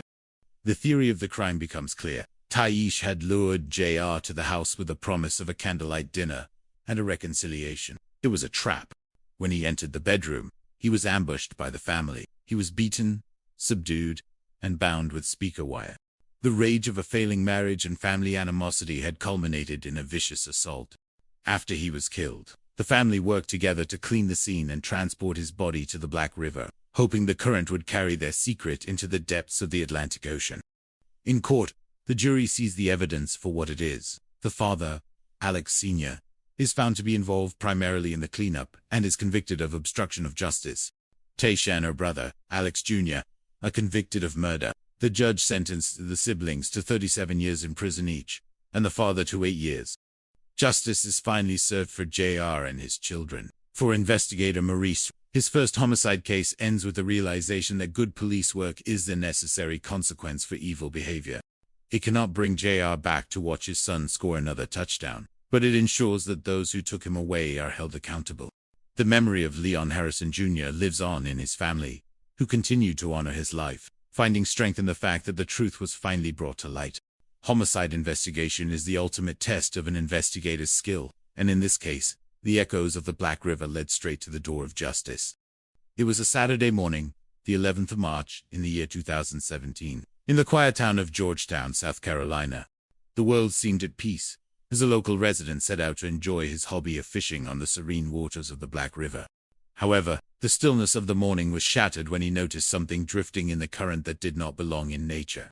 Upon closer inspection, the alarm he felt was absolute and bone-chilling. What he had discovered was a human body, floating lifelessly in the depths of the Black River.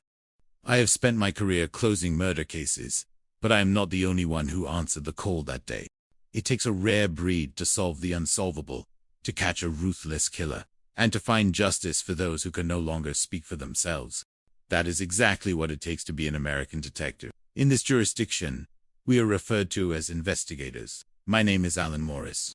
People often ask why we are called investigators instead of detectives down here. and I suppose it is because we are generalists. We work everything from fraud and burglaries to bank robberies. You never truly know what the day will bring. A normal morning can turn into a frantic race for the truth in an instant.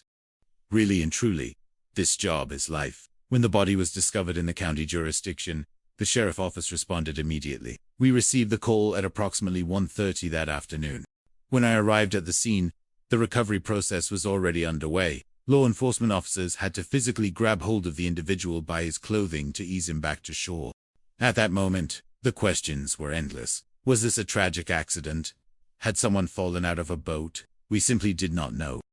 But as the body reached the shore, the grim reality became immediately evident. This was no accident. The victim's wrists and ankles were bound tightly with speaker wire.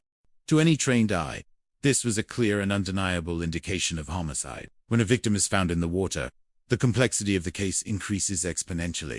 Water is an unforgiving element that does terrible things to the human body. It complicates the ability to determine the cause of death, because the remains often reach a state of poor condition very quickly. In the South, even in February and March, the elements are tricky. The water temperature and local wildlife play a significant factor in the speed of decomposition. The face of the victim was completely unrecognizable. At that stage, a positive identification was impossible. However, my mind immediately went to a missing person case we had been investigating. A woman named Brittany Green had recently reported the father of her 2 children missing. His name was Leon Harrison Jr., though everyone knew him simply as J. They no longer lived together, but JR was a man of habit and devotion. He called every single night to speak to his children. When 2 weeks passed without a single word, Brittany knew something was terribly wrong. A man with a family, with loved ones, and with children does not just vanish off the face of the earth without a reason. Brittany described Leon Harrison Jr. as a 32-year-old African-American male. Crucially, she mentioned a very specific identifying mark, a rose tattoo on his inner right forearm. As I stood by the river, I realized that identifying this body would be the first step in what would become my very first homicide investigation. Usually, I work property crimes, but if this was indeed JR, the stakes had just reached their highest point. The body was sent for an autopsy. The first autopsy of a career is a visceral experience. It is nerve-wracking and gruesome. I recalled the details vividly. For those who have seen hundreds, the shock fades, but the first one stays with you. Seeing him there, bound hand and foot, was perhaps the most uncivilized sight I had ever witnessed. It was a cruel way for anyone to leave this world. The medical examiner explained that while the level of decomposition made it difficult to pinpoint the exact cause of death, the presence of the bindings made the ruling of homicide definitive. There were lacerations on the belly, but they were not deep enough to cause someone to bleed to death, or to cause internal damage. In those waters, it is hard to tell what was caused by a human hand and what was the work of animals. There are alligators in the Black River, though they generally prefer live targets. The medical examiner suggested that a beating involving blunt force trauma might have occurred, but without more evidence. It was only an opinion. In cases where a body has been submerged for an extended period, DNA, traces and fingerprints rarely survive. The physical evidence was vanishing before our eyes. Yet, the autopsy provided one vital piece of information. The rose tattoo remained visible on the right arm. The body was officially identified as Leon Harrison Jr. The missing person file was closed, and a homicide investigation was opened. There is an old saying in this line of work: you go from being the new guy to the old guy in about 30 minutes. The pressure was mounting. I began by interviewing those who knew him best. Brittany Green shared memories of a man who was funny, outgoing, and possessed a big personality. He loved to smile, tell jokes, and was a deeply caring father. His son remembered him as a joyful and active man who shared a love for the Dallas Cowboys. He recalled his first football game, running a touchdown while his father ran down the sidelines, cheering at the top of his lungs. JR was a man connected to his children. The investigation then turned to potential enemies. Brittany mentioned that JR had an estranged wife named Taish. They had married in September of 2015, but the relationship had soured. He was unhappy and had eventually moved out. Whenever you find a dead man with recent marital troubles, it is a lead that cannot be ignored. However, locating Taishru proved to be difficult in the beginning. While searching for the wife, I pivoted to JR's phone records. On the evening of February 25th, he had received 2 phone calls from a man named Samuel. Samuel was potentially the last person to see JR alive. I tracked down his place of employment. but he was not there. His boss informed me that he was staying at a local Quality Inn. When I knocked on his door, there was no answer. I called his cell phone, and the moment I identified myself, Samuel hung up the phone. In the world of investigation, hanging up on a detective is a sure way to move to the top of the suspect list. It raises an eyebrow and ensures a face-to-face meeting will happen sooner rather than later. When I finally got him back on the line, I took a different approach. I told him I was investigating the death of Leon Harrison Jr. Samuel eventually explained that he had called JR to purchase some marijuana. It was a small side hustle. JR had to make ends meet. To me, it did not matter if he was a drug dealer or not. He was a human being who had been murdered, and he deserved justice regardless of his situation. Samuel claimed that JR was supposed to come to his room for the transaction but never arrived. A second call went unanswered. I analyzed the phone data, and Samuel's story actually jived with the records. The second call lasted only 15 to 20 seconds because there was no answer. Just like that, Samuel Pillman was cleared. The challenge was immense. We were already 2 weeks behind because of the time the body spent in the river. I had to keep moving. Finally, my luck changed, and I located Taish Rue. She was working as a security guard at a local steel mill where JR had also been employed. We broke the news of his death to her and brought her to the station for questioning. Initially, Taish portrayed the marriage as having been good, but then she admitted to the struggles. Money was a constant issue, and they had been forced to live with her father and brother. She mentioned that both of them had struggled with infidelity. She claimed she had kicked him out after discovering he was cheating, but they had maintained an on-again, off-again relationship. She stated the last time she saw him was February 25th around 10 o'clock at night. He had come over to pick up clothes. Taish then introduced a new character into the narrative, a woman named Rosario. She claimed JR was on the phone with Rosario that night, and that they had a heated, angry argument. Taish painted Rosario as a maniacal, jealous woman capable of anything, including murder. As a detective, you have to be careful. When one person points a finger so aggressively at another, you have to wonder what they are trying to hide. Rosario eventually came forward to speak with us. She told a completely different story. She spoke of her deep love for JR and her heartbreak over his death. When asked why she had not reported him missing, she explained that she did not want to interfere with his family situation and thought perhaps he was just trying to let things die down with his wife.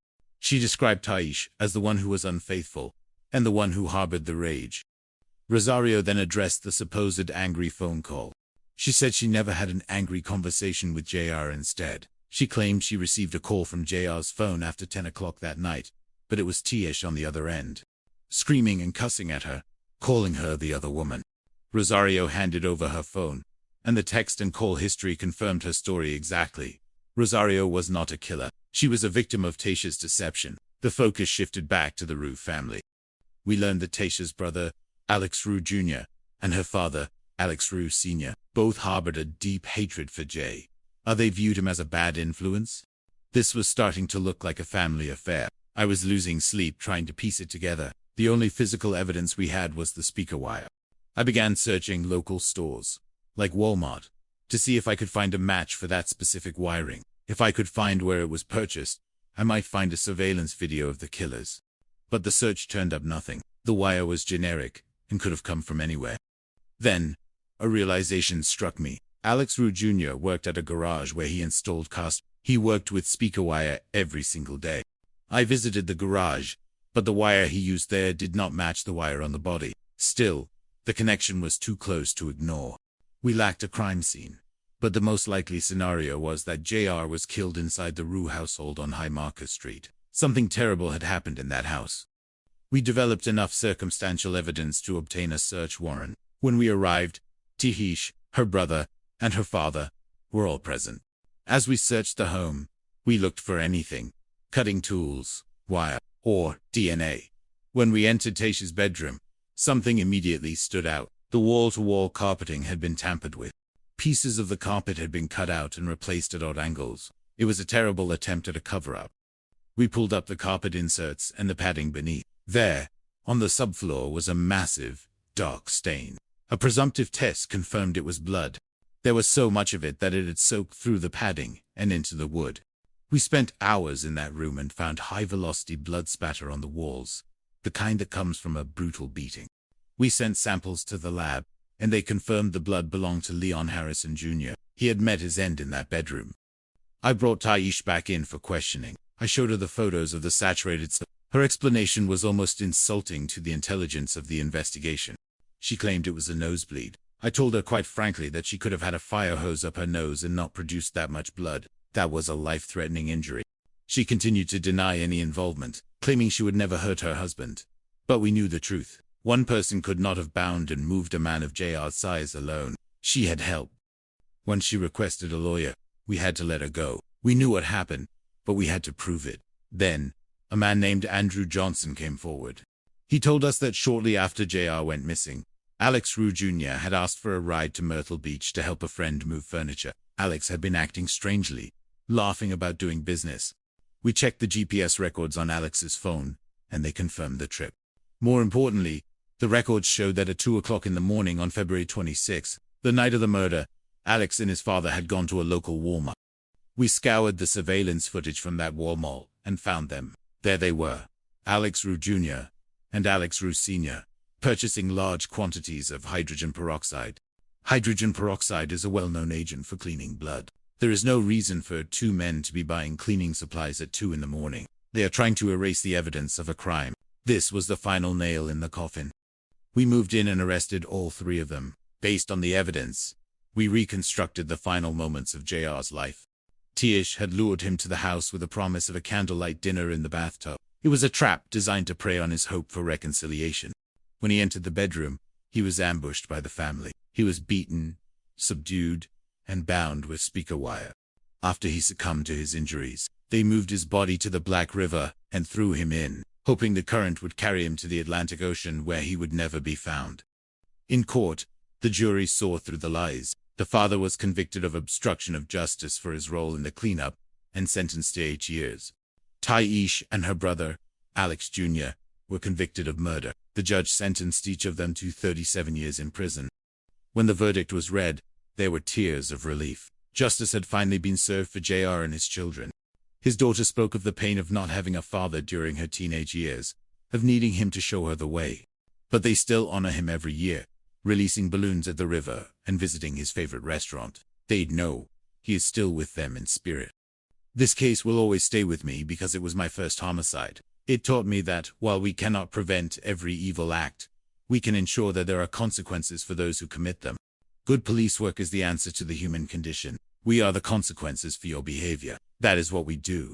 We find the truth, and we bring the light of justice into the darkest corners of the world. It was a Saturday morning, the 11th of March in the year 2017, in the quiet town of Georgetown, South Carolina.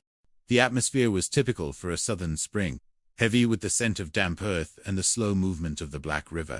A local resident, seeking the solace of his hobby, was fishing along the banks when the rhythm of the morning was shattered. He noticed something caught in the current, something that did not belong to the natural debris of the river. As he leaned in, his heart surely quickened with an ancient, primal alarm. It was a body, floating in the dark waters. In the world of criminal justice, it takes a rare breed of individual to stare into the abyss of such a discovery and remain focused on the task of restoration. This is the life of an investigator. In Georgetown, they call them investigators rather than detectives, though the weight of the badge remains the same. Alan Morris was one such man, a general investigator accustomed to the world of fraud, burglaries, and bank robberies. He was a professional who understood that a normal day could transform into a frantic race for the truth in a matter of seconds. The call came in at approximately 1:30 that afternoon. When investigator Morris arrived at the scene, the recovery process was already underway. Law enforcement officers were forced to physically reach into the water, gripping the clothing of the deceased to ease him back to the muddy shore. At first glance, one might hope for an accident, perhaps a fisherman who lost his balance or a boater overtaken by the current. However, as the body was brought onto land, the facade of a tragic accident dissolved instantly. The wrists and ankles of the man were bound tightly with speaker wire. To an experienced eye, this was not a drowning. This was a message. This was a homicide. The challenges of a water recovery are immense. Nature is often an accomplice to the killer, as the elements work tirelessly to erase the evidence left behind. In the heat of the South, even in the early months of the year, decomposition acts with a cruel efficiency. The face of the man was unrecognizable, stripped of its identity by the very river that held him. There would be no easy identification through visual means. No fingerprints would have survived the soaking, and the hope for trace DNA was fading with every passing hour. However, the mind of an investigator is a library of missing faces. Maurice recalled a report filed 2 weeks prior by a woman named Brittany Green. She had come to the station to report the disappearance of the father of her 2 children, a man named Leon Harrison Jr., whom everyone called Junior. He was 32 years old and a man of deep routine.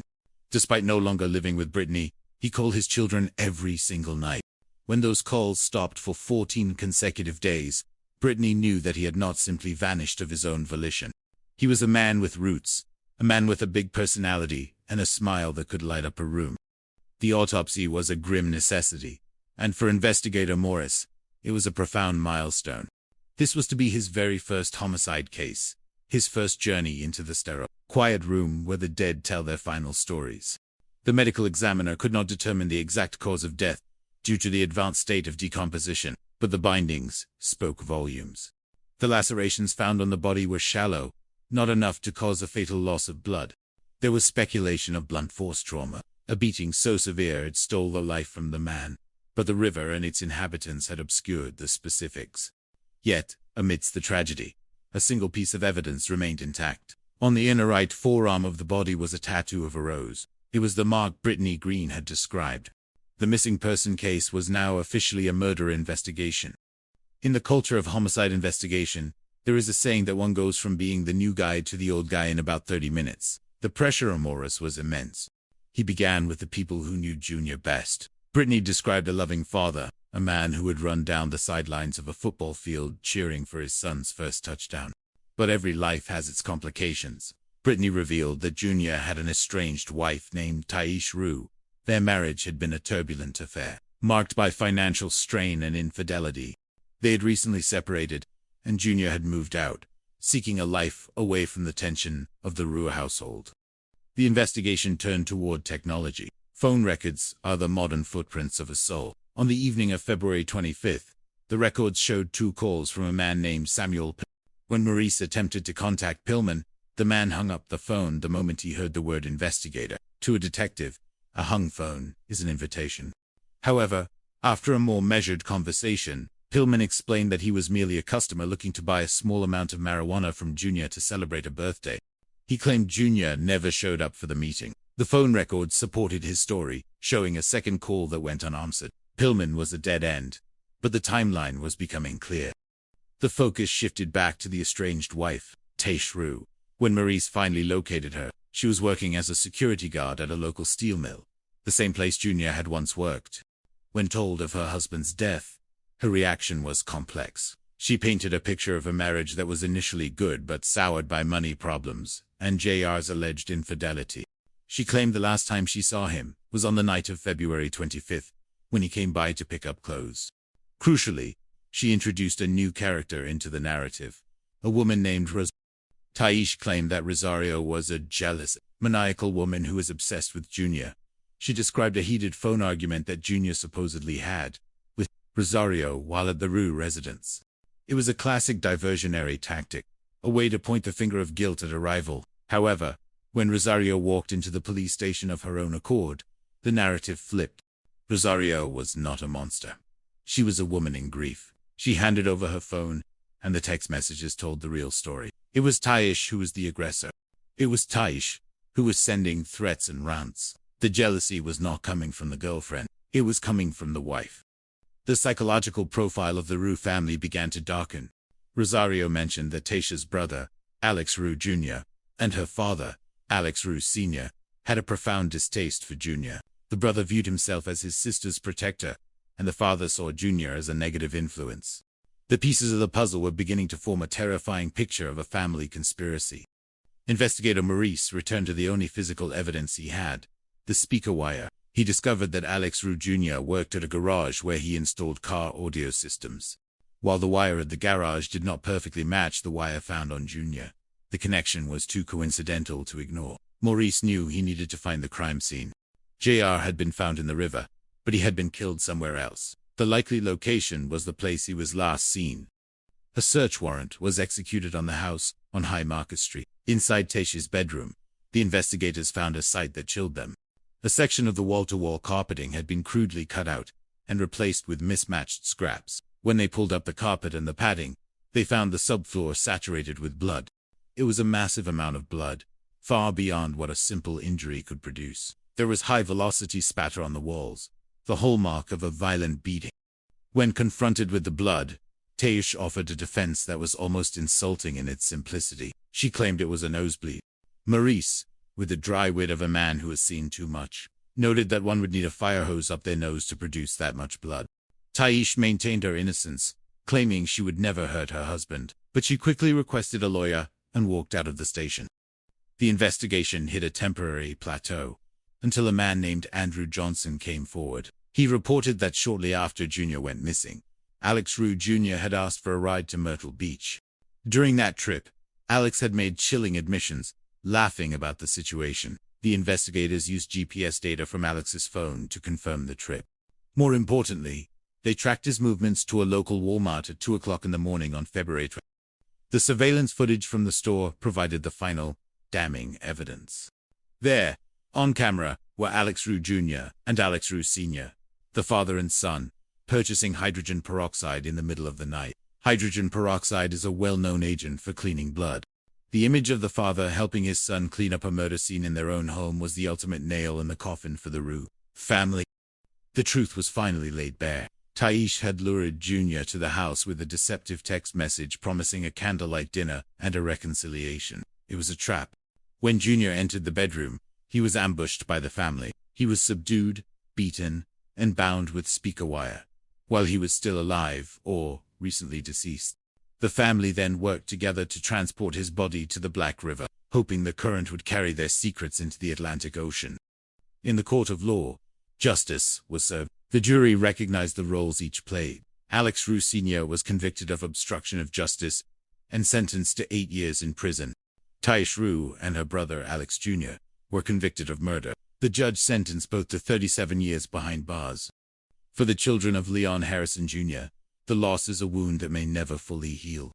They miss the years of a father's guidance, the moments of teenage transition where a dad's presence is irreplaceable. But they continue to honor him, releasing balloons at the river where he was found, keeping his memory alive. For investigator Alan Morris, his first homicide case was a baptism by fire. It was a testament to the fact that while police work cannot prevent the darkness of the human condition, it can ensure that those who embrace the darkness face the consequences of their behavior. The Black River eventually gave up its dead, and in doing so, it allowed the truth to finally flow free. It is a quiet Saturday morning on March 11, in the coastal town of Georgetown, South Carolina. The air is still, and the world seems to move at a slower pace in this corner of the South. A local resident is out on the Black River, indulging in the timeless hobby of fishing. The river is usually a place of solace, a mirror of the sky, but on this particular morning, it holds a dark secret. As the fisherman maneuvers his boat, he notices something drifting in the water. At first, it might look like debris or a fallen log, but as he draws closer, the reality begins to take a terrifying shape. He looks more closely, and his heart sinks. He is incredibly alarmed because what he sees is not a part of nature. It is a human body floating in the currents of the Black River.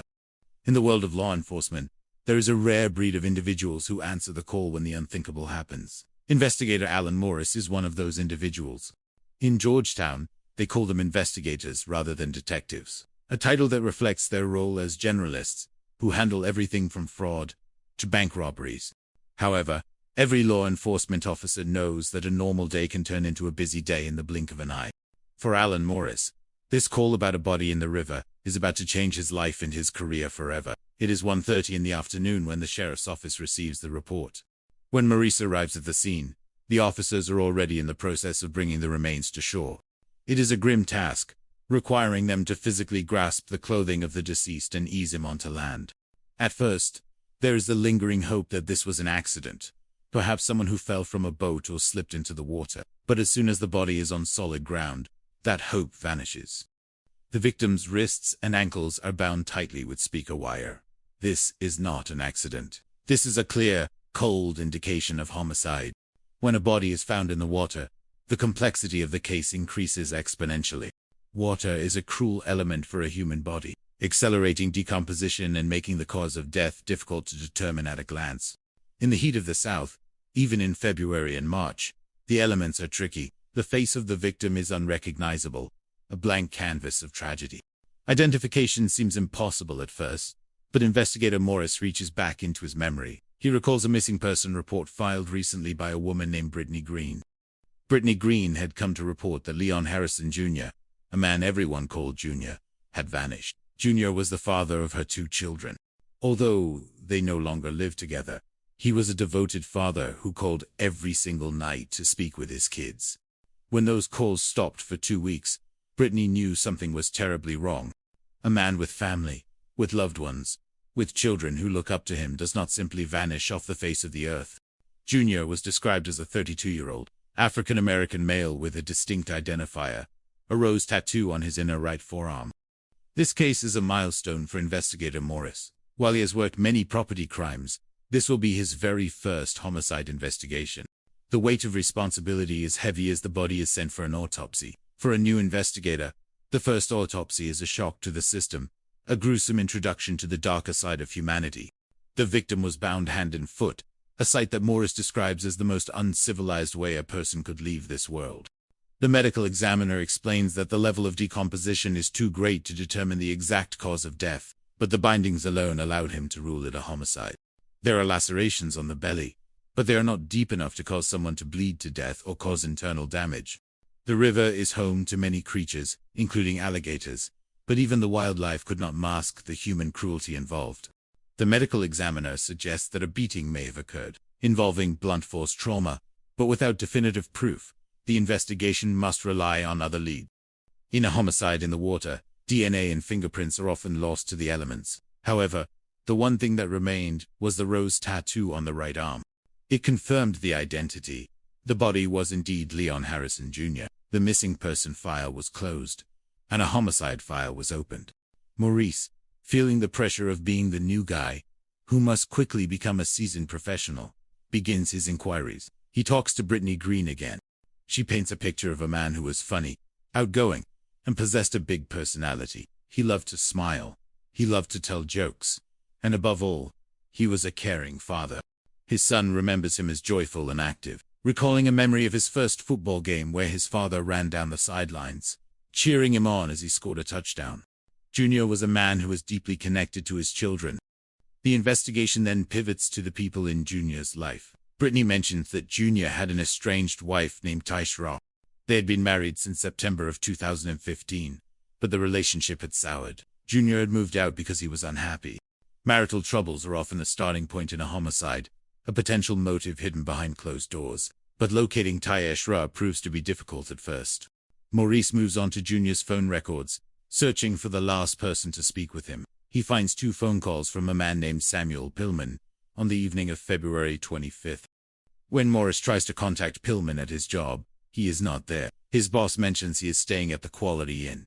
When Morris knocks on the door, there is no answer.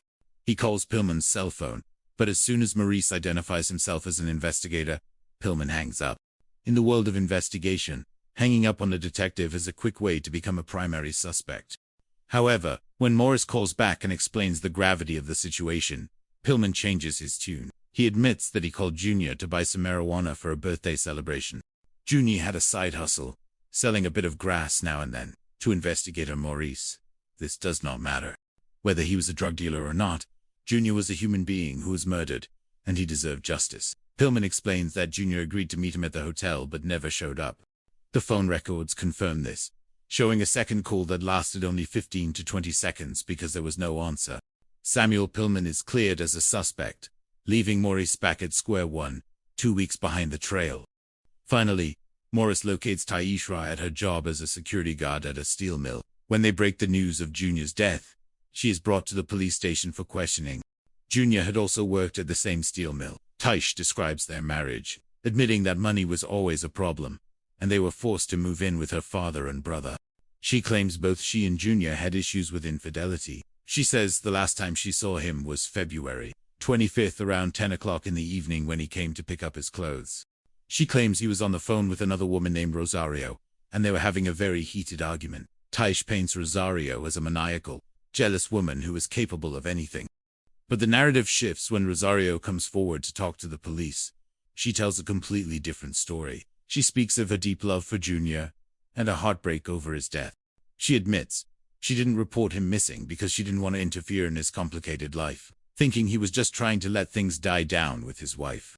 When asked about T, Rosario claims that Taish was the one who cheated multiple times, and that Junior was always trying to fix the marriage.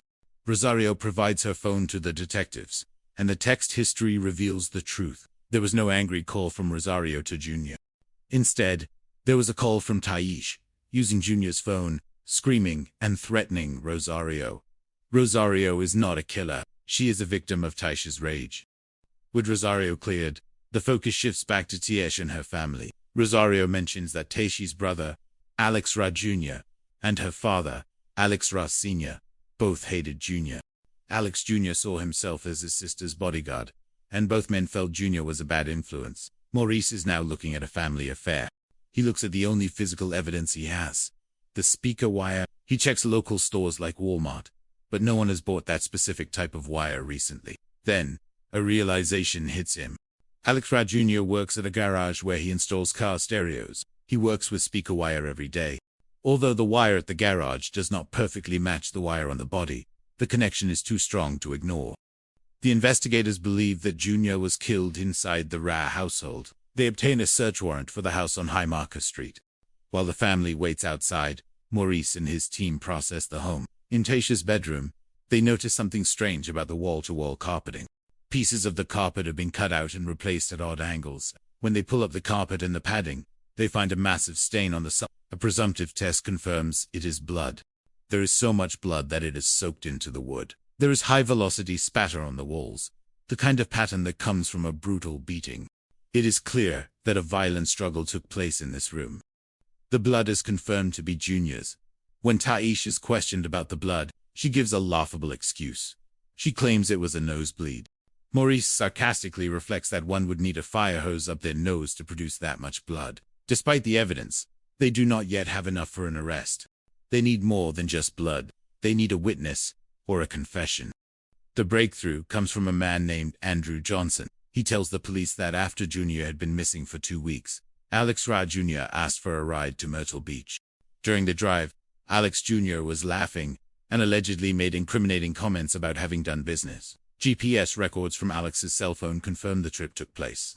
More importantly, the GPS data shows that at 2 o'clock in the morning on February 26th, the night Junior disappeared, Alex Ra Jr. went to a local Walmart. The surveillance footage from Walmart provides the final nail in the coffin. It shows Alex Ra Jr. and his father, Alex Ra Sr., purchasing hydrogen peroxide. Hydrogen peroxide is a well-known cleaning agent for blood. Seeing a father and son buying cleaning supplies in the middle of the night after a supposed nosebleed is the ultimate evidence of a cover-up. The investigators now have enough to make their move. Taish, Alex Jr., and Alex Sr. are all taken into custody. The tragic truth of Junior's final moments is reconstructed. Taish, filled with jealousy and rage, had lured Junior to the house with a deceptive text message, promising a candlelight dinner and a romantic evening in the bathtub. Junior, hoping for a reconciliation, walked into a trap. Instead of romance, he found his wife, her brother, and his father-in-law waiting for him. He was attacked, subdued, and bound with speaker wire, making him completely helpless. He was beaten to death in that bedroom. The family then worked together to clean the scene, remove the body, and dump it into the Black River, hoping the current would carry their secret into the Atlantic Ocean. In the court of law, justice was served. The jury found that while the father was involved in the cleanup and charged him with obstruction of justice, Taish and her brother were the primary killers. Tiesh Ra and Alex Ra Jr. were convicted of murder and sentenced to 37 years in prison each. Alex Ra Sr. was sentenced to 8 years for his role in the cover-up. For Brittany Green and her children, the verdict brought tears of relief. They finally had justice for a man who was more than just a statistic. He was a father whose presence is still felt at every football game and every birthday. For investigator Alan Morris, his first homicide case remains etched in his mind as a testament to the fact that while police work cannot prevent the darkness of the human condition, it can ensure that those who commit such acts face the consequences of their behavior. The good work of dedicated investigators is the answer to the chaos, a reminder that the truth will always find its way to the surface, much like a body in the Black River. This story serves as a somber reminder of the destructive power of jealousy and the unwavering strength of the law. Justice was not just a word in this case. It was a promise kept for Leon Harrison Jr. It is Saturday morning, March 11, 2017, in the quiet town of Georgetown, South. The air carries the heavy scent of the marsh and the slow, rhythmic pulse of the South. A local resident is out on the Black River, plying his hobby of fishing, seeking the solace that only the water can provide. But the tranquility of the morning is shattered when he notices something in the water that does not look right to him. As he draws closer, the realization hits him with the force of a physical blow. He is incredibly alarmed. This is not a piece of debris or a fallen log. This is a body floating in the Black River. To the casual observer, it is a tragedy. To the professional, it is the beginning of a complex puzzle. In the world of law enforcement, there are those who spend their entire careers closing murder cases. It takes a rare breed to solve the unsolvable, to catch a ruthless killer, and to find justice for the dead. That is what it takes to be an American detective. Investigator Alan Morris is the man who answers the call. In Georgetown, they call them investigators instead of detectives, a title that suggests a broad scope of responsibility. Maurice works everything from fraud cases and burglaries to bank robberies. He is a generalist in a world that often demands specialization. On any given day, he might receive a call that changes everything. A normal day can turn into a busy day really quickly, and for Maurice, this job is truly his life. The body was discovered in the county jurisdiction, prompting a swift response from the sheriff's office. The call came in at approximately 1:30 that afternoon. When Maurice arrived at the scene, the recovery process was already underway.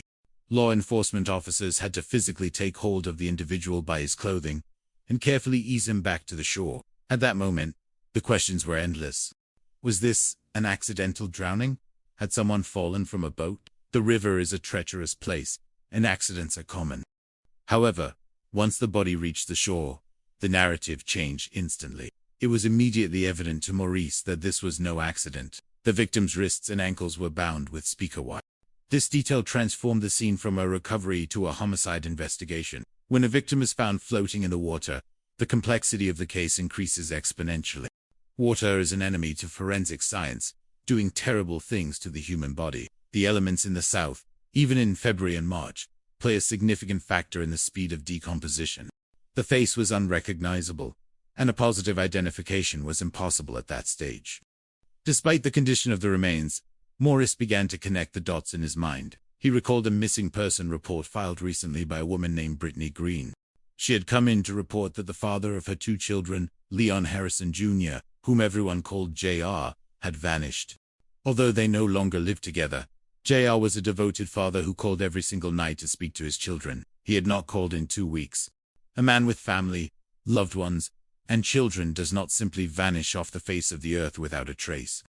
Brittany described JR as a 32-year-old African-American male. Crucially, she mentioned an identifying mark, a rose tattooed on his inner right forearm. As Maurice stood by the river, he wondered if the body before him was indeed the missing father. This would be a milestone for Maurice. While he was experienced in property crimes, this would be his very first homicide investigation if the findings held true. The body was sent for an autopsy, an experience that remains etched in the memory of every detective. For Maurice, it was a nerve-wracking and gruesome introduction to the darker side of his profession. The victim had been bound hand and foot, a sight that Maurice described as the most uncivilized way for a person to leave this world. The medical examiner explained that while the level of decomposition made it difficult to determine the exact cause of death, the presence of the bindings made the ruling of homicide undeniable. There were lacerations to the belly, but they were not deep enough to cause exsanguination or internal damage.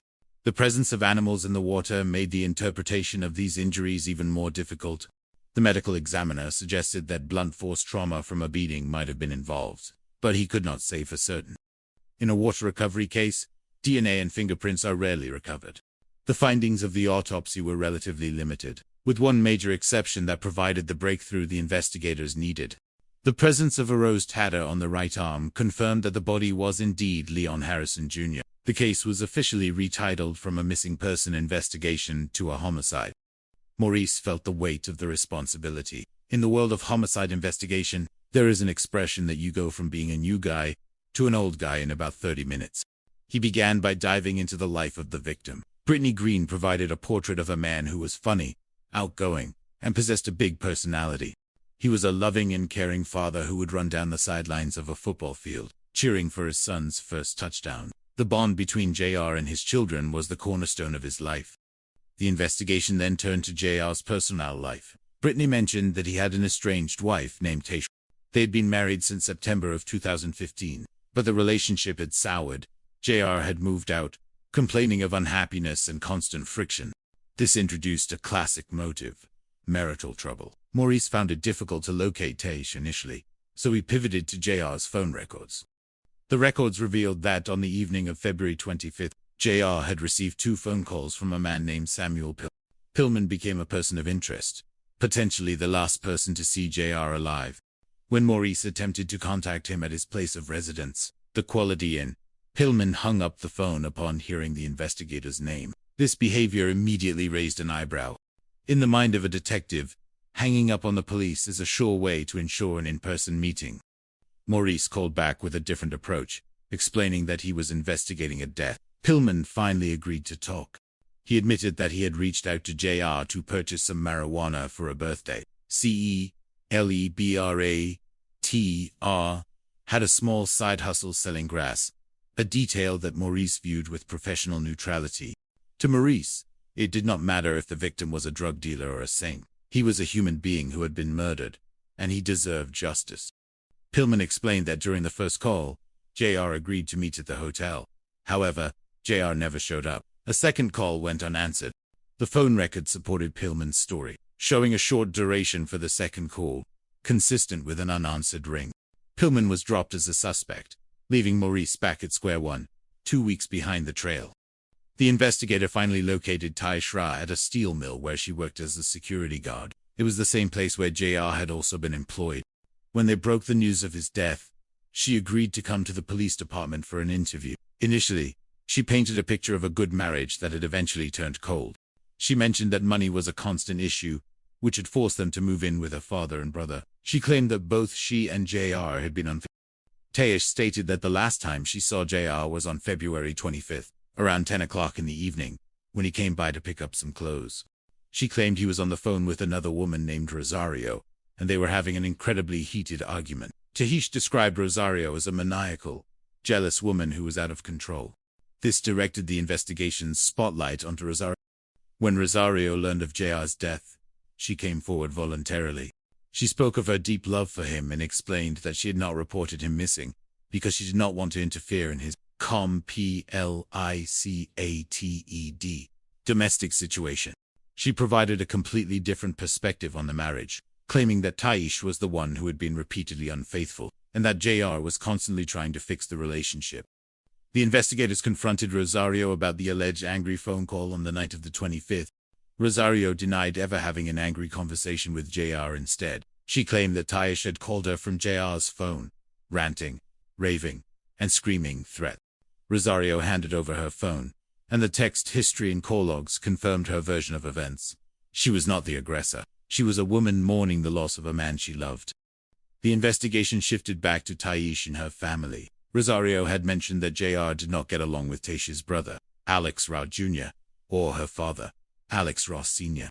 The brother reportedly acted as Tasha's bodyguard, and both men harbored a deep animosity toward JR, viewing him as a bad influence. Maurice was now navigating a complex web of lies and family loyalty. The only physical evidence they had was the speaker wire. Maurice, showing the tenacity of a seasoned detective, began scouring local stores like Walmart to find a match.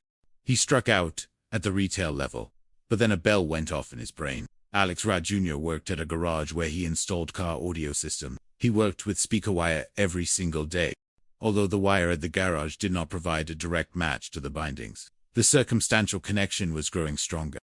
The investigators realized they needed to find the crime scene. They suspected that something terrible had happened inside the Ra household on Highmarket Street.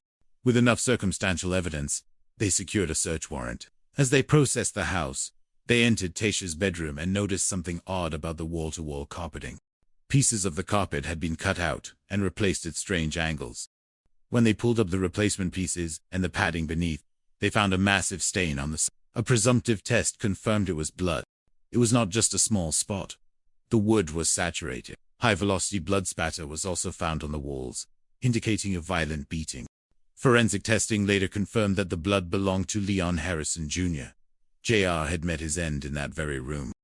Maurice brought Tish in for another interview. He showed her the photographs of the blood-soaked sub. Her excuse was as transparent as it was desperate. She claimed it was a nosebleed. Maurice, with a touch of dry wit, remarked that one would need a fire hose up their nose to produce that much blood. Tish maintained her innocence, claiming she would never hurt her husband, but the evidence told a different story. One person could not have easily bound, killed, and transported a man JR's size. This was a family affair. The breakthrough came when a man named Andrew Johnson came forward. He reported that Alex Ra Jr. had asked for a ride to Myrtle Beach shortly after JR went missing.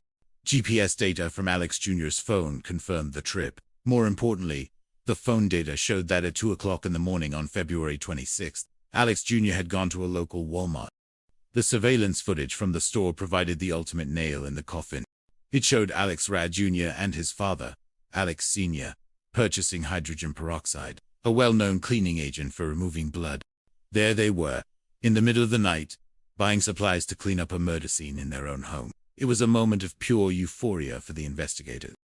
The full picture finally emerged. Tish had lured JR to the house with the promise of a candlelight dinner in the bathtub, a cruel trap designed to exploit his hope for reconciliation. When he entered the bedroom, he was ambushed by Tish.